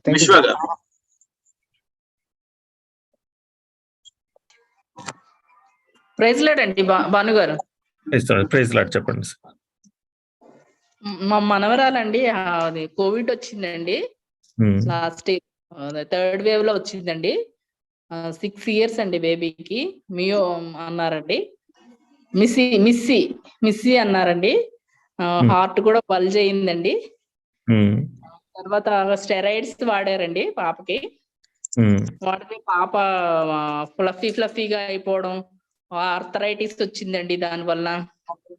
మరలా ఈ మధ్య ఆ స్టెరాయిడ్స్ కంటిన్యూ చేయడం వల్ల సుజ్జి అనే ప్రాబ్లం వచ్చిందండి, వామిటింగ్స్, రకరకాల ప్రాబ్లమ్స్ క్రియేట్ అవుతున్నాయండి ఆ స్టెరాయిడ్స్ వలన. చిన్న పాప కదండి, 6 years. చెప్పండి. అప్పుడు ఆ టైంలో సెలైన్స్ అయ్యి పెట్టడం చాలా క్రిటికల్ ట్రీట్మెంట్ చేశారండి. సేఫ్ గా ప్రాణాలతో ఉందనే ఇదే కానీ ఏదో ఒక ప్రాబ్లం వస్తా ఉందండి. తరచుగా ప్రయాణం చేసిన వామిటింగ్స్ అని, ఫీవర్ అని తరచుగా రావడం. దానికి ఏమి ప్రికాషన్స్ తీసుకుంటే మంచిది అంటారు? కొంచెం సలహా కోసం చేస్తామండి. సో ఎంఐఎస్సి ఇప్పుడు ఎంతకాలం అయిందండి డయాగ్నోస్ చేసి? 1 year అవుతుందండి. లాస్ట్ ఇయర్ ఫిబ్రవరిలోనండి. ఓకే. పాపకి ఎప్పుడైనా విటమిన్ డి లెవెల్ చెక్ చేయించారా? చేయించామండి. ఎంత ఉందండి? 30 ఉందండి. 30 నానోగ్రామ్స్ పర్ ఎంఎల్ ఉందా? అవునండి. ఏమన్నా అంటే సప్లిమెంటేషన్ ఏమైనా ఇచ్చారా డాక్టర్లు? ఇచ్చారండి. అవి 2 weeks 3 weeks అలాగా. ఈ 60 kg ఇది లిక్విడ్ టైప్ లో ఉన్న బాటిల్స్ ఇచ్చారండి ఏమని. ఇప్పుడు ఎన్ని వీక్స్ ఇచ్చారండి ఇలాగా? అలా 2 weeks అలా ఇచ్చేవారండి. బాగా డల్గా అయిపోయినప్పుడు టెస్ట్ చేసి అలా ఇచ్చేవారండి. కంటిన్యూగా అయితే ఇవ్వలేదండి. సో అప్పట్లో అవి ఇచ్చినప్పుడు ఇవ్వకన్నా ముందు ఎంత ఉండింది లెవెల్? ఇవ్వకముందు 17 ఉందండి. 17. ఓకే. అవును సార్. ఇప్పుడు ఈ 30 లెవెల్ ఎప్పుడు ఉందండి? అది ఇవి వాడిన తర్వాత టెస్ట్ చేయించినప్పుడు 30 ఉందండి. ఎన్ని రోజులైంది వాడి? 1 year నుంచి అలాగా. ఎప్పుడైనా ఇలా బాగా డల్ అయిపోయినప్పుడు ఇస్తున్నారండి. ఒక 2 weeks వేయమంటారు. వేసిన తర్వాత కొంచెం 30 మెయింటైన్ అవుతుందండి ఇప్పుడు. ఓకే. అంటే రీసెంట్ గా ఎప్పుడు ఇచ్చారు అని, అంటే రీసెంట్ సప్లిమెంటేషన్ ఎప్పుడు, ఎంత కాలం అయిందని? రీసెంట్ ఒక 1 month అవుతుందండి. 1 month అవుతుంది. ఓకే. సో ఆ 1 month కన్నా ముందు చేయించిన టెస్ట్, 1 month తర్వాత చేయించిన టెస్ట్, అంటే వేసిన తర్వాత చేయించిన టెస్ట్ ఇది 30 అనేది? వేయించిన తర్వాతేనండి. వేయించిన తర్వాత చేయించిందే 30 అలా మెయింటైన్ అవుతుందండి. ఈ మధ్యన మళ్ళీ సుజ్జి అనే ప్రాబ్లం కూడా రావడంతో స్టెరాయిడ్స్ అన్ని స్టాప్ చేసి వేరే టాబ్లెట్ ఏదో పెట్టారండి. అది కూడా పాపకి పడకపోవడంతో వామిటింగ్స్ అవడం, ఫీవర్ రావడం, స్కూల్ కు పంపించడానికి కూడా చాలా ప్రాబ్లం అవుతుందండి. ఓకే అండి. మీరు ఎక్కడుంటారు మీరు అంటే మీరు ఒకసారి ఓకే, మీరు ఒకసారి కాంటాక్ట్ చేయండి. తనకి ఇంకొంచెం చూడాలి, అంటే తన రిపోర్ట్స్ ఒకసారి చూసి మాట్లాడదాం. మీరు అంటే దీని మీద ఉన్న నెంబర్కి, ఫ్లైయర్ మీద ఉన్న నెంబర్కి ఒకసారి కాంటాక్ట్ చేయండి. Okay sir. ఓకే అండి. అంటే ఇది జనరల్ ప్రికాషన్స్ ఏమన్నా చెప్తారానండి? అదే జనరల్ ప్రికాషన్స్. ప్రాబ్లం ఏంటంటే ఎంఐఎస్సిను ప్లస్ ఇవన్నీ కూడా చాలా సీరియస్ కాంప్లికేషన్స్ అండి, ఇవి పోస్ట్ కోవిడ్ కాంప్లికేషన్స్. సో దానికి ఇంకా అంటే జనరల్ ప్రికాషన్స్, ఇప్పుడు వైటమిన్ డి లెవెల్స్ మెయింటైన్ చేయమని చెప్తాము. So vitamin D levels maintain చేయడం అంటే 30 దగ్గర మెయింటైన్ చేయడం కాదండి, ఐ థింక్ 80 నుంచి 100 దగ్గర మెయింటైన్ చేయాలి. ఓకే. సో అది అయితే అడగండి, పీడియాట్రిషియన్ మీ డాక్టర్ గారిని అడగండి. సో ఇంకా హయ్యర్ లెవెల్స్ లో మెయింటైన్ చేయడం ఎలాగా, డోసేజ్ ఎలా ఇవ్వాలని చెప్పి వాళ్ళని అడిగితే కనుక మీకు వాళ్ళు గైడెన్స్ ఇస్తారండి. Thank you sir. మిమ్మల్ని కాంటాక్ట్ చేస్తామండి. ఓకే అండి. Thank you. So brother already 9:10 అయింది brother. So almost 10 hands rise అయి ఉన్నాయి. కొన్ని ప్రశ్నలు తీసుకోవడానికి టైం ఉందా brother? Yeah, let's do it. Next ఒక 10-15 minutes తీసుకుందాం. ఓకే. సుబ్రహ్మణ్యం గారు, మీ ప్రశ్న అడగచ్చు. చెప్పండి అన్న. నా హస్బెండ్ గురించి నేను మాట్లాడబోతా ఉన్నాను. తనకి సెకండ్ వేరియంట్ టైంలో ఎంప్లాయ్ కాబట్టి తనకి కోవిషీల్డ్ వ్యాక్సిన్ వేశారన్న. వేసిన తర్వాత బిలో 1 month లోనే బాగా నా తల నుంచి అరికాళ్ళ వరకు చెమటలు పట్టాయి. జస్ట్ డే టైంలోనే 10:00, 11:00. అది సమ్మర్ సీజన్ కాబట్టి మేమేమైనా సన్ స్ట్రోక్ అనుకొని దానికి సంబంధించి చేసాము. బట్ 2-3 మంత్స్ వరకు అలాగే కంటిన్యూ అయితే టెస్టులు చేయించామన్నా. కోవిడ్ అన్ని నార్మలే వచ్చాయి కానీ థైరాయిడ్ మాత్రం స్టిమ్యులేటింగ్ హార్మోన్ ఒక 2 పాయింట్స్ రైజ్ అయిందన్నా. దానికి సంబంధించి 25 mg టాబ్లెట్ ఇచ్చారు. అది క్యాప్సూల్ 100 డేస్ వాడాము. తర్వాత నార్మల్ చూపించింది. అయితే ఇంక అవి థైరాయిడ్ సంబంధించింది ఇవ్వలేదు. క్యాప్సూల్ వేయొద్దు అని చెప్పారు. అయితే తనకున్న ప్రాబ్లమ్ ఏంటంటే నిద్రలేమి, తక్కువగా నిద్రపోతారు. 3-4 అవర్స్‌కే నా నిద్ర సరిపోయింది అన్న ఫీలింగ్‌లోకి వచ్చేస్తారు. నిద్రలేమి బాగుండటము, హెవీగా గ్యాస్ ఫార్మ్ అవ్వడము, అరచేతులు, అరికాళ్ళలో స్వెట్టింగ్ రావడం మాత్రం అప్పటి నుంచి ఇంక ఇప్పటి వరకు ఆగలేదన్నా. అయితే మేము మాకు ఫ్యామిలీకి అలవాటయింది ఏంటంటే D3 ఒక పార్ట్ అయిపోయింది మాకు లైఫ్‌లో. అప్పుడు బాగా హెవీగా వాడాము. తర్వాత కరోనా వేరియంట్స్ అన్ని క్లోజ్ అయ్యే వరకు వీక్లీ వన్స్ అలా వేసుకుంటా వచ్చి మధ్యలో కొన్ని మంత్స్ గ్యాప్ ఇచ్చి స్టిల్ ఇప్పుడు కూడా కంటిన్యూ చేస్తున్నాం. వీక్లీ వన్స్ అలా. బట్ ఇప్పటికి కూడా థైరాయిడ్ స్టిమ్యులేటింగ్ హార్మోన్ 11 పాయింట్స్ చూపిస్తుందన్న. రీసెంట్ కూడా తను సింగిల్ గా ఉంటారు. ఒక పని చేద్దాం ఏంటంటే కొన్ని ఈ స్పెసిఫిక్ అంటే ప్రాబ్లమ్స్ ఉన్న ఈ క్వశ్చన్స్ అన్ని మీరు ఆ నెంబర్ కాంటాక్ట్ చేయండి, తర్వాత మాట్లాడదాం. ఇదేంటంటే ఈ సబ్జెక్ట్ మ్యాటర్ తో రిలేట్ అయిన క్వశ్చన్స్ దీన్ని అంటే సబ్జెక్ట్ అంటే దీని అండర్స్టాండింగ్ ని పెంచే క్వశ్చన్స్ అడుగుదాం. ఇప్పుడు మీరు తప్పకుండా కాల్ చేయండి అంటే ఈ స్పెసిఫిక్ ఇష్యూస్ అన్నిటిని అంటే ఏమైనా పర్సనల్ ఇష్యూస్ ఏమైనా ఉంటే కనుక ఆ నెంబర్ కాల్ చేయండి. We will B glad to get in touch with you. మాట్లాడదాం దీని గురించి. మేము ఫస్ట్ అదే అనుకుంటున్నాం. ఒక్కసారి మీకు తను వాడే మెడిసిన్ చూపించాలని మాకు ఆశ అన్న. సంథింగ్ ఏదో రాంగ్ ఉంది, హెవీగా స్వెట్టింగ్ అవుతా ఉంటారు. ఓకే, అది ఒకసారి కాంటాక్ట్ చేయండి, ఆ నెంబర్ కాంటాక్ట్ చేయండి. చేస్తే కనుక we will address this. Okay, thank you. Srinivasarao garu మీ ప్రశ్న అడగండి.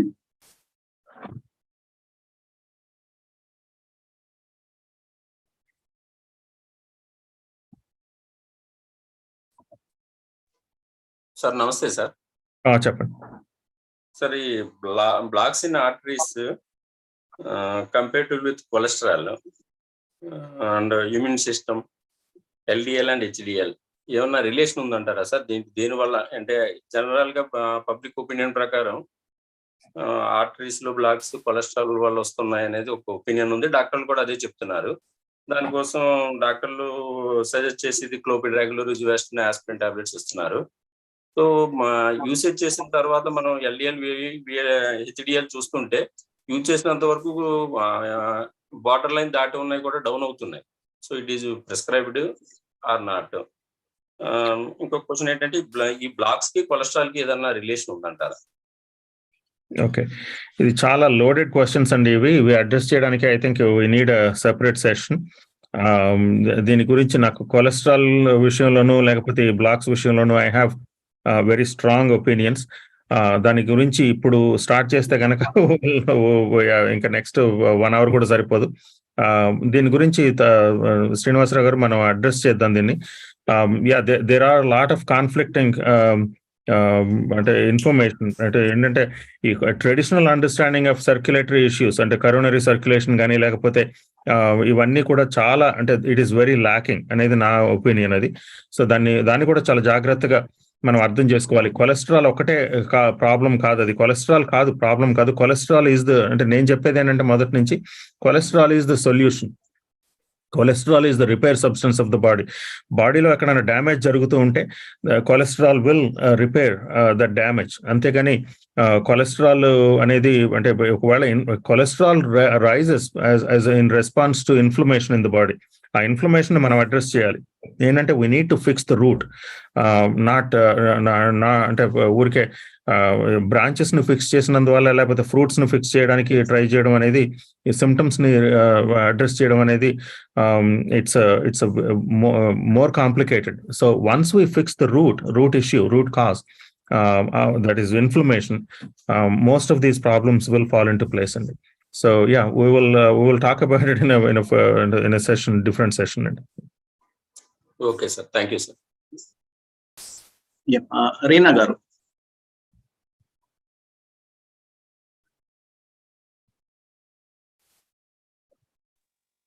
Hello, good evening Anna. చెప్పండి అన్న, ఇది సబ్జెక్ట్ రిలేటెడ్. యాక్చువల్లీ ఇప్పుడు ఈ ఫ్రీ ఫ్లోటింగ్ స్పైక్ ప్రోటీన్స్ ఉన్నాయి కదన్నా బాడీలో, is there any way to eliminate it అన్నా? అంటే లైక్ ఏమైనా స్పైక్ ప్రోటీన్ డీటాక్స్ కానీ అలా ఏమైనా ఉంటుందా? అండ్ ఎంతకాలం మన బాడీలో ఉంటుందన్నా? లైక్ అంటే షెల్ఫ్ లైఫ్, హాఫ్ లైఫ్ అంటాం కదా, అలా దీనికి ఏమైనా ఉంటుందా? Yeah, these are very good questions. There are certain protocols కొన్ని ఉన్నాయి, స్పైక్ ప్రోటీన్ డీటాక్స్ ప్రోటోకాల్స్. ఇంకోటి ఏంటంటే ఈ షికమిక్ యాసిడ్ ఫ్రమ్ ఈ స్టార్ అనీస్ కానీ లేకపోతే ఈ పైన్ నీడిల్ టీ కానీ ఇవి కొంతవరకు స్పైక్ ప్రోటీన్ ని ఇన్యాక్టివేట్ చేయడం అనేది కొన్ని స్టడీస్ లో చూడడం జరిగింది. సో ఐ డోంట్ నో, వీటి గురించి ఇంకొంచెం నేను చూడాల్సి ఉంది. సో స్పైక్ ప్రోటీన్ అంటే డీటాక్స్ అనేది దేర్ ఆర్ సమ్ కొంతమంది డాక్టర్లు, డాక్టర్ టెన్పెన్నీ అని, doctor other doctors, they have proposed some protocols. So వాటి గురించి నేను ఇంతవరకు సరిగ్గా చూడలేదమ్మా. నేను చూసి తర్వాత ఇన్ఫర్మేషన్ చెప్తాను మీకు. సుగంధ గారు.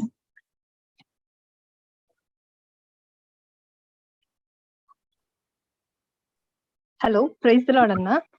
చెప్పండి అన్న. ఇప్పుడు అన్వాక్సినేటెడ్ అయితే, వ్యాక్సినేటెడ్ వాళ్ళకైతే వీ కెన్ థింక్ ఓకే వీళ్ళలో స్పైక్ ప్రోటీన్ ఉంది and they should be on alert side, maintaining vitamin అందరూ మెయింటైన్ చేసుకోవాలనుకోండి. బట్ వ్యాక్సినేటెడ్ అంటే ఒక రిస్క్ ఫ్యాక్టర్ వాళ్ళ లోపల ఉంది అని ఒక ఎక్స్ట్రా అటెన్షన్ ఇస్తాం. అండ్ అన్వాక్సినేటెడ్ అయితే ఓకే వీళ్ళు వ్యాక్సినేటెడ్ అవ్వలేదు కాబట్టి ఆ రిస్క్ కొంతలో కొంత తగ్గుతుంది అనేది అంతకు ముందు ఉండేది. But now that we have known ఈ spike protein it is communicable and even almost equally even the unvaccinated people also could get affected because of the vaccinated people అనేది ఇప్పుడు ఇందాక మీరు చెప్పిన దాన్ని బట్టి that is what is being understood. అయితే is there any way that we can detect by any clinical parameters వీళ్ళల్లో, I mean unvaccinated people లో కూడా స్పైక్ ప్రోటీన్ ఉండి ఉండొచ్చు అనే రకంగా మనం డిటెక్ట్ చేయడానికి ఎనీ వే అన్నా?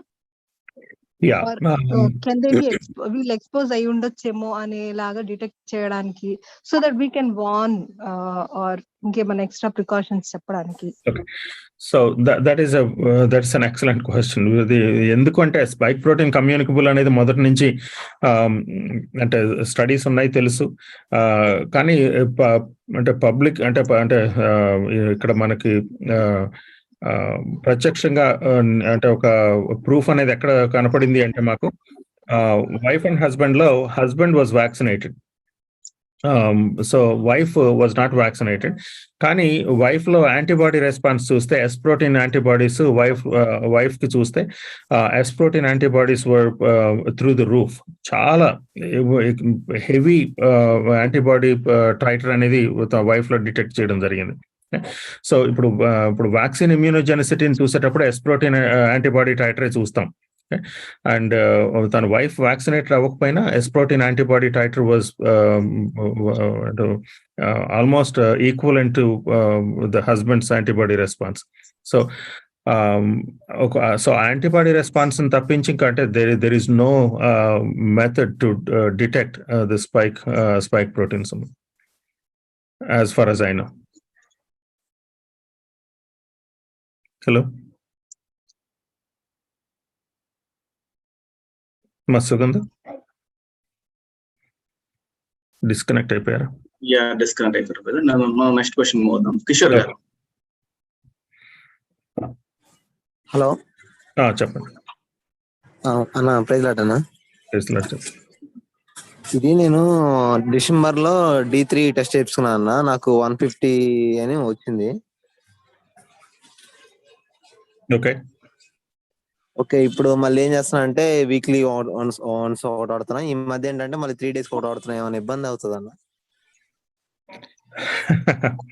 ఇబ్బంది అంటే ఐ డోంట్, ఇప్పుడు ఏమున్నాయంటే సిమ్టమ్స్ ఏమన్నా మిగిలిన టెస్ట్లు ఏమన్నా, వైటమిన్ డి టెస్ట్ చేయించినప్పుడు మిగిలిన టెస్ట్లు అన్ని కూడా చేయించుంటారుగా, ఒక సీరం కాల్షియం, సీరం క్రియాటినిన్ అవన్నీ చేయించుంటారుగా. అంతకు ముందు నాకేం ఇష్యూస్ లేవన్నా. ఏదో అంతకు ముందు ఒక 2 years బ్యాక్ కొంచెం గ్యాస్ట్రిక్ ప్రాబ్లం ఉంది. ఇది ప్రకాష్ అన్న ఇంకా మీ పేరు చెప్పారు కోవిడ్ కి ముందు, కొంచెం మీది ఫాలో అవుతా ఉంటాను. అయితే ఈ మధ్య ఏమైనా ఎక్కువ వేసుకుంటే ఏమైనా ప్రాబ్లం అయిద్దని భయంతో ఇప్పుడు అడుగుతున్నాను. అంతకు మించి ఏం లేదు. ఏమి భయం ఏం పడాల్సిన పని లేదు. 150 లెవెల్ ఇస్ ప్రాబ్లీ ప్రొటెక్టివ్. 100 దగ్గర మెయింటైన్ చేయండి. వీక్లీ వన్స్ డోసులు వేసుకుంటే కనుక అది వచ్చిన నష్టం ఏం లేదు. ఓకే అన్న. అంటే ఈ మధ్య ఏంటంటే గ్రూప్ లో ఈ హార్ట్ అటాక్లు మనిషి చూస్తా ఉంటే కొంచెం భయం వేస్తుంది అన్న. ఈ అందరు గ్రూప్ లో పెడతా ఉంటారు కదా, సడన్ గా పడిపోతున్నాడు అంటే మంచిగా ఉన్న వాళ్ళు కూడా కొంచెం టెన్షన్ వచ్చేస్తుంది అన్న చూడంగానే. అది టెన్షన్ రావడం ఏంటంటే ఇవన్నీ ఇప్పుడు మేము గ్రూప్ లో పెట్టడమో లేకపోతే ఎవరి గ్రూప్ లో పెట్టడమో ఎవరి ప్రొఫైల్ మీద పెట్టడమో కాదు. ఇప్పుడు న్యూస్ అంతా అలాగే ఉంది కదా చూస్తా ఉంటే. సో టెన్షన్ రావడం అంటే ఇక్కడ మన గ్రూప్ అని కాదన్న, మిగతా ఎక్కడైనా టీవీలో అయినా సరే ఎక్కడైనా సరే అది చూడంగానే మనకి ఇంకా టెన్షన్ వచ్చేసి ఏదో పెయిన్ వచ్చినట్టుగా అలా అనిపిస్తుంది అన్న. ఆ ఫీలింగ్ లో ఉంటుంది. మీరు దీనికి ఒకటే మార్గం. ఇప్పుడు ఏంటంటే ప్రాపర్ గా మీరు యాక్టివిటీ లెవెల్ సరిగ్గా మెయింటైన్ చేయండి. రోజు వాకింగ్ చేయడం కానీ, నేను అంటే సర్కేడియన్ రిథమ్ గురించి కొన్ని చెప్పాను, అవి ప్లస్ ఒకవేళ మీరు డయాబెటీస్ ఉంటే వాటిని ఎలా కంట్రోల్ చేసుకోవాలి, ఇవన్నిటిని మీ లైఫ్ స్టైల్ మార్చుకోండి. మీ లైఫ్ స్టైల్ మార్చుకుంటే భయపడాల్సిన అవసరం ఏమీ లేదు. విటమిన్ డి లెవెల్ ఒకవేళ 150 ఉన్నందువల్ల పెద్ద అంటే మినువిరుగు మీద ఏం పడదు. That's okay, it's not a problem. ఇప్పుడు అంతకంటే చాలా హైయర్ లెవెల్స్ కూడా చూసాము. ఒకవేళ మీకు కాల్షియం ఏమైనా పెరుగుతుంటే కనుక మీకు క్లియర్ గా తెలిసిపోతుంది. మీకు కాన్స్టిపేషన్ రావడం, మీకు వాంతులు అవ్వడం ఇంకా తెలుస్తుంది. ఒకవేళ అప్పుడు అక్కడ దాకా అసలు రావాల్సిన అంటే రాదు. ఏంటంటే మామూలు డోసింగ్ లో వీక్లీ వన్స్ డోస్ వేసుకుంటా అంటే వీక్లీ ట్వైస్ వేసుకున్నా ఆ లెవెల్ కి ఇంపాసిబుల్ రావడం. Okay, it's very difficult.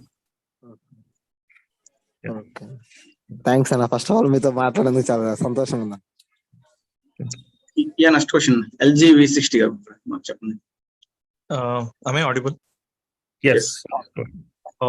It's been a pleasure attending your talk, Mr. Bhanu garu. I'm a huge proponent of D3. So I was just looking for the solutions for the sudden cardiac attacks, and now you've told about the VT or ventricular defibrillation. Fibrillation. So my question is, if I were to suggest anyone, so they have to go for an antibody test and find out the reaction between how many antibodies are produced based on so we can get the assumption that there are spike proteins, kind of. That's one thing. The second thing is, can I was just thinking of making something like, carry an aspirin or sorbitrate or something to say, but whereas these are not normal kind of a circulatory problem. These are because of the VT. There's no chance of having an aspirin or water soluble thing, anything. So that's not going to save anyone. So in this scenario, can I apart from defibrillation, so that was a wearable defibrillator or something can be, or is there any chances of having a epinephrine shot? Absolutely. See, whether it is epinephrine shot or whether it is defibrillation, that is not 100% solution though. So depending on the damage, depending on the extent of the damage, where defibrillation may or may not be able to bring somebody back. Yeah. And also same thing with epinephrine shot. Epinephrine is it may be yes, definitely it could be tried. And also the other thing that I would definitely consider is giving a vitamin D, Araketal 6L injection just right away. Yeah. Okay, to completely control the immune reactions that are underway. And that could bring that could stop those immune reactions and probably provide a way for the heart to be probably conduction system to be resuscitated.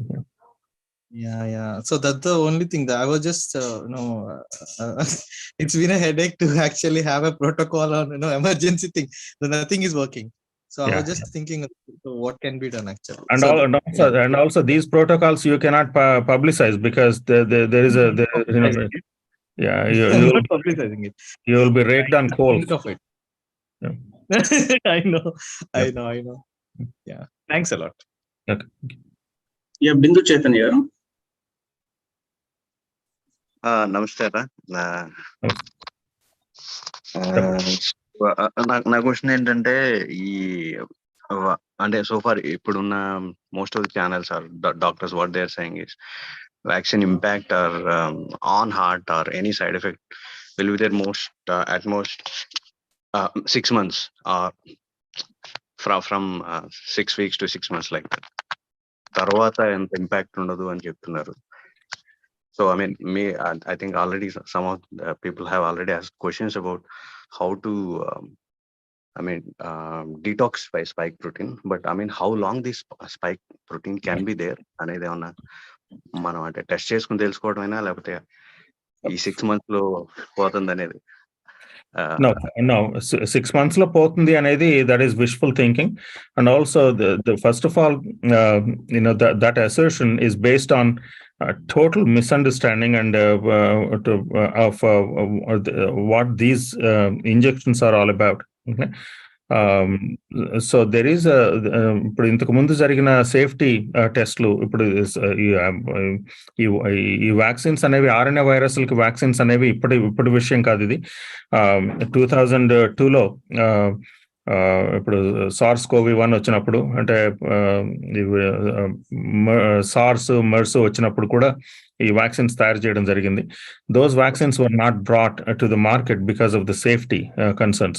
Okay, those safety issues, ఆ టైంలో they 6 months కంటే beyond కూడా అంటే వెళ్ళడం, అంటే దాని వాటి యొక్క ఎఫెక్ట్ ఉండడం జరిగింది.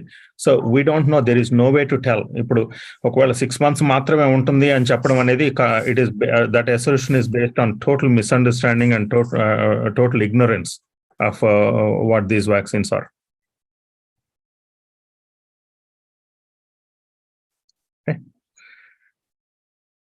సో యా, ఇంకొక 2 questions మనం తీసుకొని మనం క్లోజ్ చేద్దాం brother. Okay. Rajesh, lot of people are raising hands. Raise చేస్తా అంటే మీరు తీసేస్తా ఉన్నారు. Excuse me, sir. Okay. Yeah, go ahead, Sir, Rajesh. excuse me, sir. అది మా వైఫ్ కి ఐరన్ సుప్రోజెక్ట్ ఇచ్చారు సార్. Okay. ఐరన్ సుప్రోజెక్ట్ ఇచ్చారు సార్ డెలివరీ అయిన తర్వాత. దానివల్ల లెఫ్ట్ లెగ్ లో బ్లడ్ క్లాట్ అయింది సార్. ఇది ఈ స్పెసిఫిక్ క్వశ్చన్స్ డిఫరెంట్ గా వేరుగా మాట్లాడదాండి పర్సనల్ గా. దానివల్ల D3 వాడితే ఏమన్నా సొల్యూషన్ దొరుకుతుందా అని అడుగుతున్నాను సార్. D3 ముందు ఏమండి, ప్రతి దానికి నేను చెప్పేది ఏంటంటే, ఏదన్నా మనం ఒక ఇల్నెస్ ని కానీ ఏదన్నా అడ్రస్ చేయాలి అంటే కనుక vitamin D correction should be the first step. From the beginning, that has been my assertion, and that is non-negotiable. Vitamin D correction చేయండి, తర్వాత చేసే ట్రీట్మెంట్లన్నీ ఇంకా బాగా పనిచేసే అవకాశం ఉంటుంది. సో వైటమిన్ D కరెక్షన్ అనేది ఇట్ ఈస్ నాన్-నెగోషియబుల్. చేయండి, వైటమిన్ D లెవెల్ ఎంత ఉంది చెక్ చేసి విటమిన్ D కరెక్షన్ చేయండి. వ్యాక్సిన్ వేయించుకున్నారా తను? వేయించుకోలేదు సార్. Okay sir, thanks sir. Vitamin D correction చేయండి, ఎంత ఉందో చూసుకుని తర్వాత కరెక్షన్ చేయండి. Okay sir, thank you sir. Okay, Janaki garu. Sir good evening sir. చెప్పండి సార్. నా ఏజ్ 33 ఉంటుంది సార్. అయితే రీసెంట్ గా 2-3 days బ్యాక్ నుంచి నాకు చెస్ట్ లో పెయిన్ వస్తుంది. అయితే నేను హాస్పిటల్కి వెళ్తే ECG తీసారు, నార్మల్ వచ్చింది. ఆ టైంలో పెయిన్ వచ్చినప్పుడు BP 170 వచ్చింది. అయితే మళ్ళీ అది అప్పుడు ఇంజెక్షన్ వేసారు తగ్గడానికి. తర్వాత next day morning BP normal వచ్చింది. అయితే మీకు గ్యాస్ట్రిక్ ప్రాబ్లమే అని చెప్పేసి సో సిప్లర్ 10 mg ఆ టాబ్లెట్ ఒకటి ఇచ్చారు. తర్వాత గ్యాస్ట్రిక్ రెసిస్టెంట్ ఒక టాబ్లెట్ ఇచ్చారు సార్, 10 days వాడమని. అయితే నేను యాక్చువల్గా మామూలుగా నేను పబ్లిక్ సర్వెంట్, బాగా కొంచెం ప్రెజర్ ఉంటుంది జాబ్లో. కొంచెం ఇట్లా డ్యూటీకి టైం అవుతుంది, తొందర వెళ్ళాలి అంటే కూడా నాకు తెలియకుండా ఆటోమేటిక్గా యాంగ్జైటీ అనేది వచ్చేస్తుంటుంది. ఇంకా ఎప్పుడైతే ఆ ప్లేస్కి రీచ్ అవుతానో అప్పుడు అది నార్మల్ అయిపోతుంది. అట్లా ఉంటుంది సార్. ఈ 2-3 డేస్ నుంచి అట్లనే పెయిన్ వస్తుంది సార్ చెస్ట్ లో. మీరు ఏమన్నా టెస్ట్? వ్యాక్సిన్ డోసులు ఎన్ని వేయించుకున్నారు? నేను 3 వేయించుకున్నాను సార్. బూస్టర్ డోసు వేయించుకున్నాను, ఫస్ట్ సెకండ్ కూడా వేయించుకున్నాను సార్. ఈ చెస్ట్ పెయిన్ ఎప్పుడు ఈ మధ్యన రావడం లేకపోతే ఇంతకు ముందు నుంచి ఉందా? 1 ఇయర్ బ్యాక్ వచ్చింది సార్. అప్పుడు 2D ఎకో కూడా చేయించుకున్నాను. ఈసీజీ కూడా 24 అవర్స్ వరకు 1 అవర్కి ఒకసారి చేశారు. అవన్నీ నార్మలే వచ్చాయి sir. So 1 year back dose అంటే అప్పుడు 2 డోసులు వేసుకున్నారా? వేసుకున్నారు సార్. 2 వేసుకున్నాను. బూస్టర్ డోస్ వేసుకోలేదు. ఓకే, బూస్టర్ డోస్ ఎప్పుడు వేసుకున్నారు? అంటే అది వచ్చిన తర్వాత వేసుకున్నా sir booster dose. 1 year back వచ్చింది కదా సార్ నాకు అట్లా. దాని తర్వాత బూస్టర్ డోస్ 1 ఇయర్ బ్యాక్ వచ్చి తగ్గిపోయిందా? అప్పుడు 1 ఇయర్ బ్యాక్ వచ్చింది. అప్పుడు 2D ఎకో ఈసీజీ చేయించుకున్నా, నార్మల్ వచ్చింది. మళ్ళీ మధ్యలో ఎప్పుడు రాలేదు. మళ్ళీ ఇప్పుడు 2-3 డేస్ నుంచి కంటిన్యూగా వస్తుంది సార్. ఈసీజీ చేస్తే నార్మలే అని చెప్పారు. గ్యాస్ట్రిక్ ప్రాబ్లమే అన్నది అని చెప్పారు సార్. ఓకే, ఇంకేమన్నా టెస్ట్ ఏమన్నా చేయించుకోవాల్సిన అవసరం మీరు విటమిన్ డి టెస్ట్ చేయించుకోండి ఫస్ట్. ఓకే, చేయించుకుంటా సార్. విటమిన్ డి లెవెల్ చేయించండి, తర్వాత చూద్దాం. తర్వాత కాల్ చేస్తే కనుక we can talk. Okay. So brother, 9:30 అయింది బ్రదర్. ఓకే, 6 హ్యాండింగ్స్ రైజ్ అయ్యి ఉన్నాయి. ఒక్కసారి just I don't no, maybe 3. Okay, ఇక్కడ ఫ్రీజ్ చేయండి మొత్తం. ఇప్పుడు హ్యాండ్స్ రైజ్ చేసిన వాళ్ళని మాత్రం అడ్రస్ చేద్దాం చాలా క్విక్ గా. యా, స్వామిదాస్ గారు.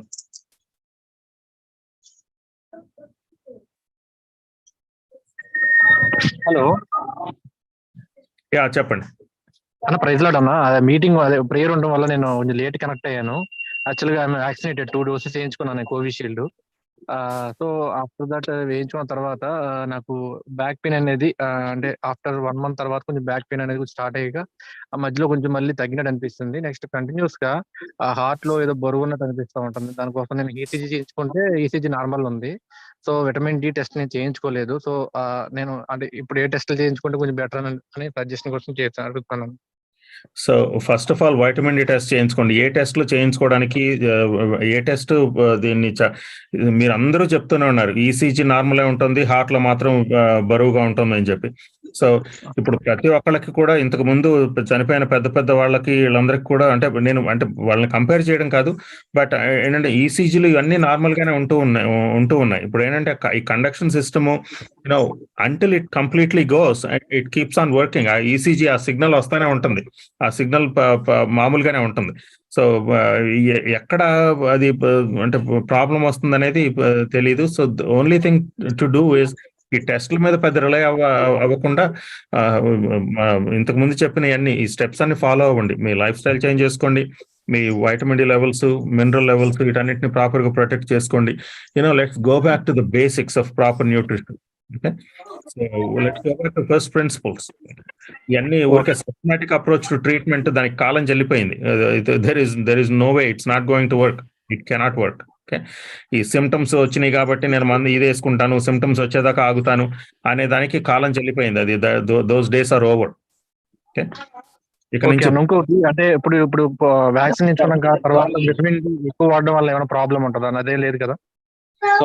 స్వామిదాస్, నేను మాట్లాడతాను అన్న. I know you can continue అన్న question. Okay, go ahead. Sharadadevi. Sharada Devi.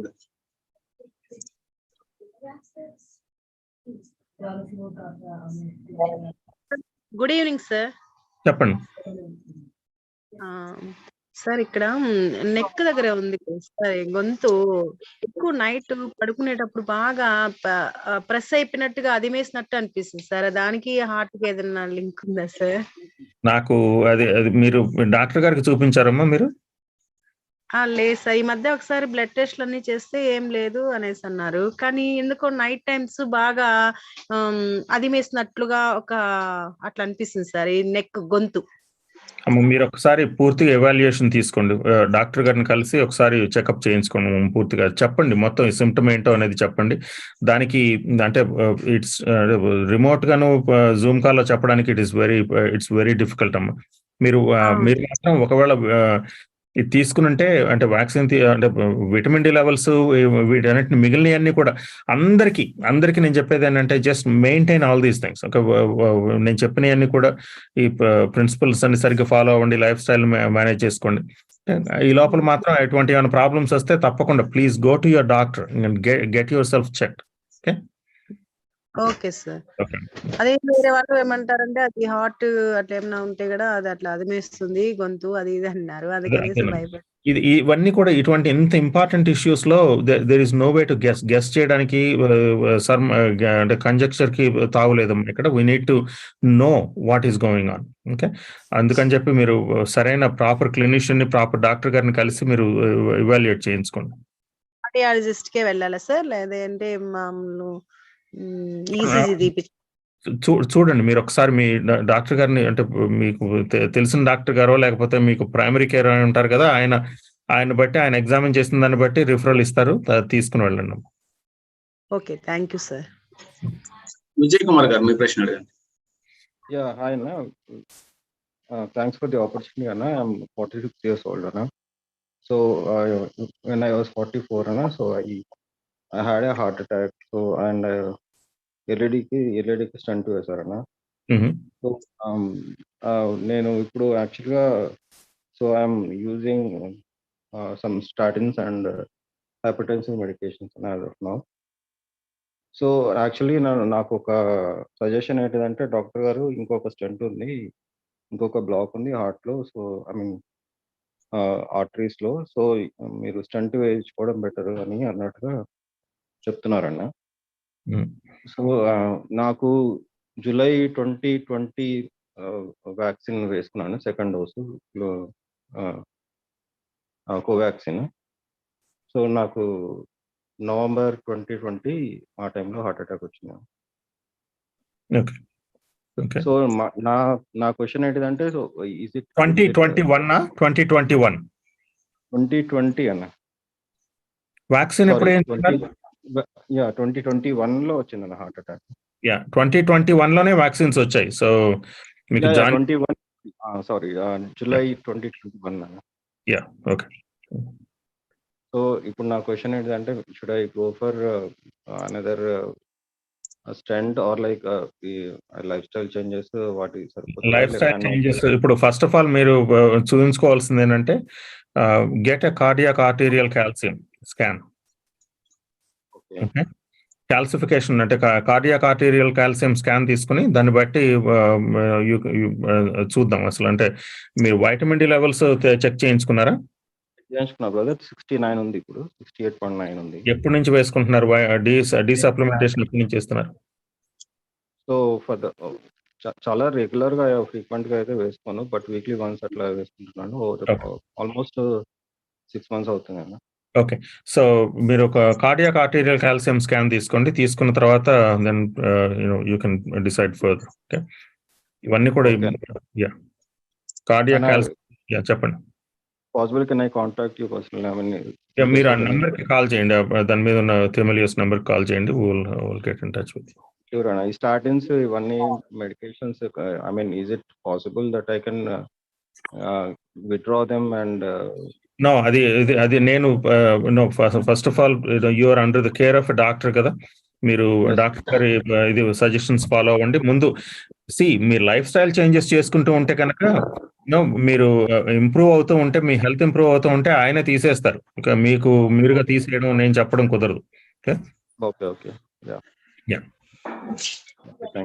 రాజు గారు, మీ క్వశ్చన్ సారా? చెప్పండి. సరే, నేను వ్యాక్సిన్స్ 3 వేసుకున్నాను సార్. నాకు గ్యాస్ట్రిక్ ఒక 10 years బ్యాక్ ఉంది సార్.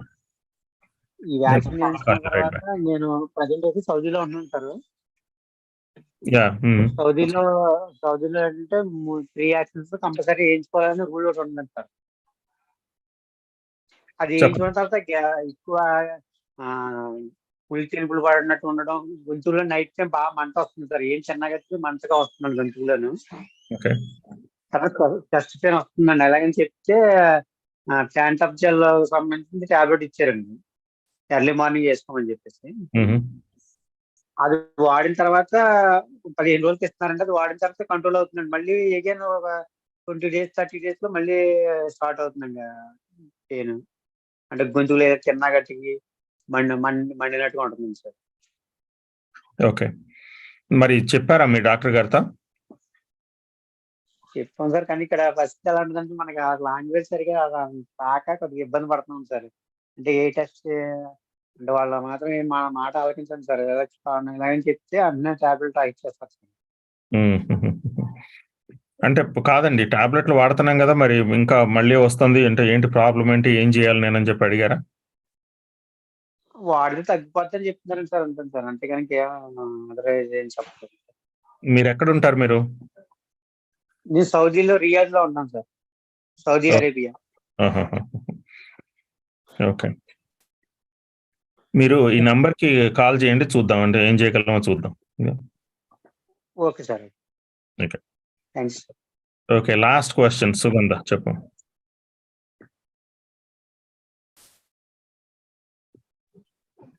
అన్న అదే ఇందాక జస్ట్ కంటిన్యూషన్ ఇంటరప్ట్ అయింది కదా అని, ఎస్ ప్రోటీన్ డిటెక్షన్ అదే స్పైక్ ప్రోటీన్ ని డిటెక్ట్ చేయడానికి మీరు చెప్తా ఉన్నారు.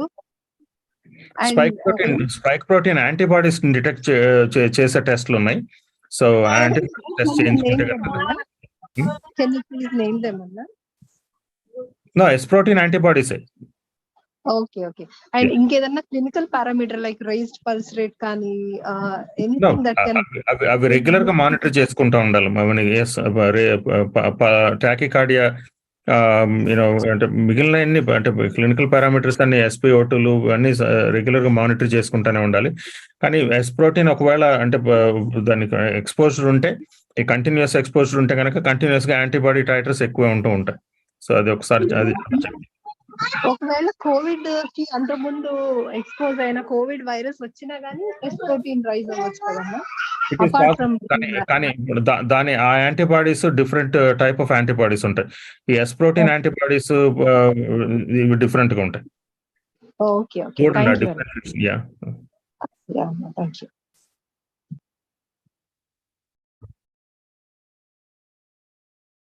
విక్రమ్. అనిల్ అన్న. Thank you Vikram. Thank you అన్న, భాను అన్న. చాలా సహనంతో చాలా ప్రశ్నలకి జవాబులు ఇచ్చారు. అంటే స్పెసిఫిక్ క్వశ్చన్స్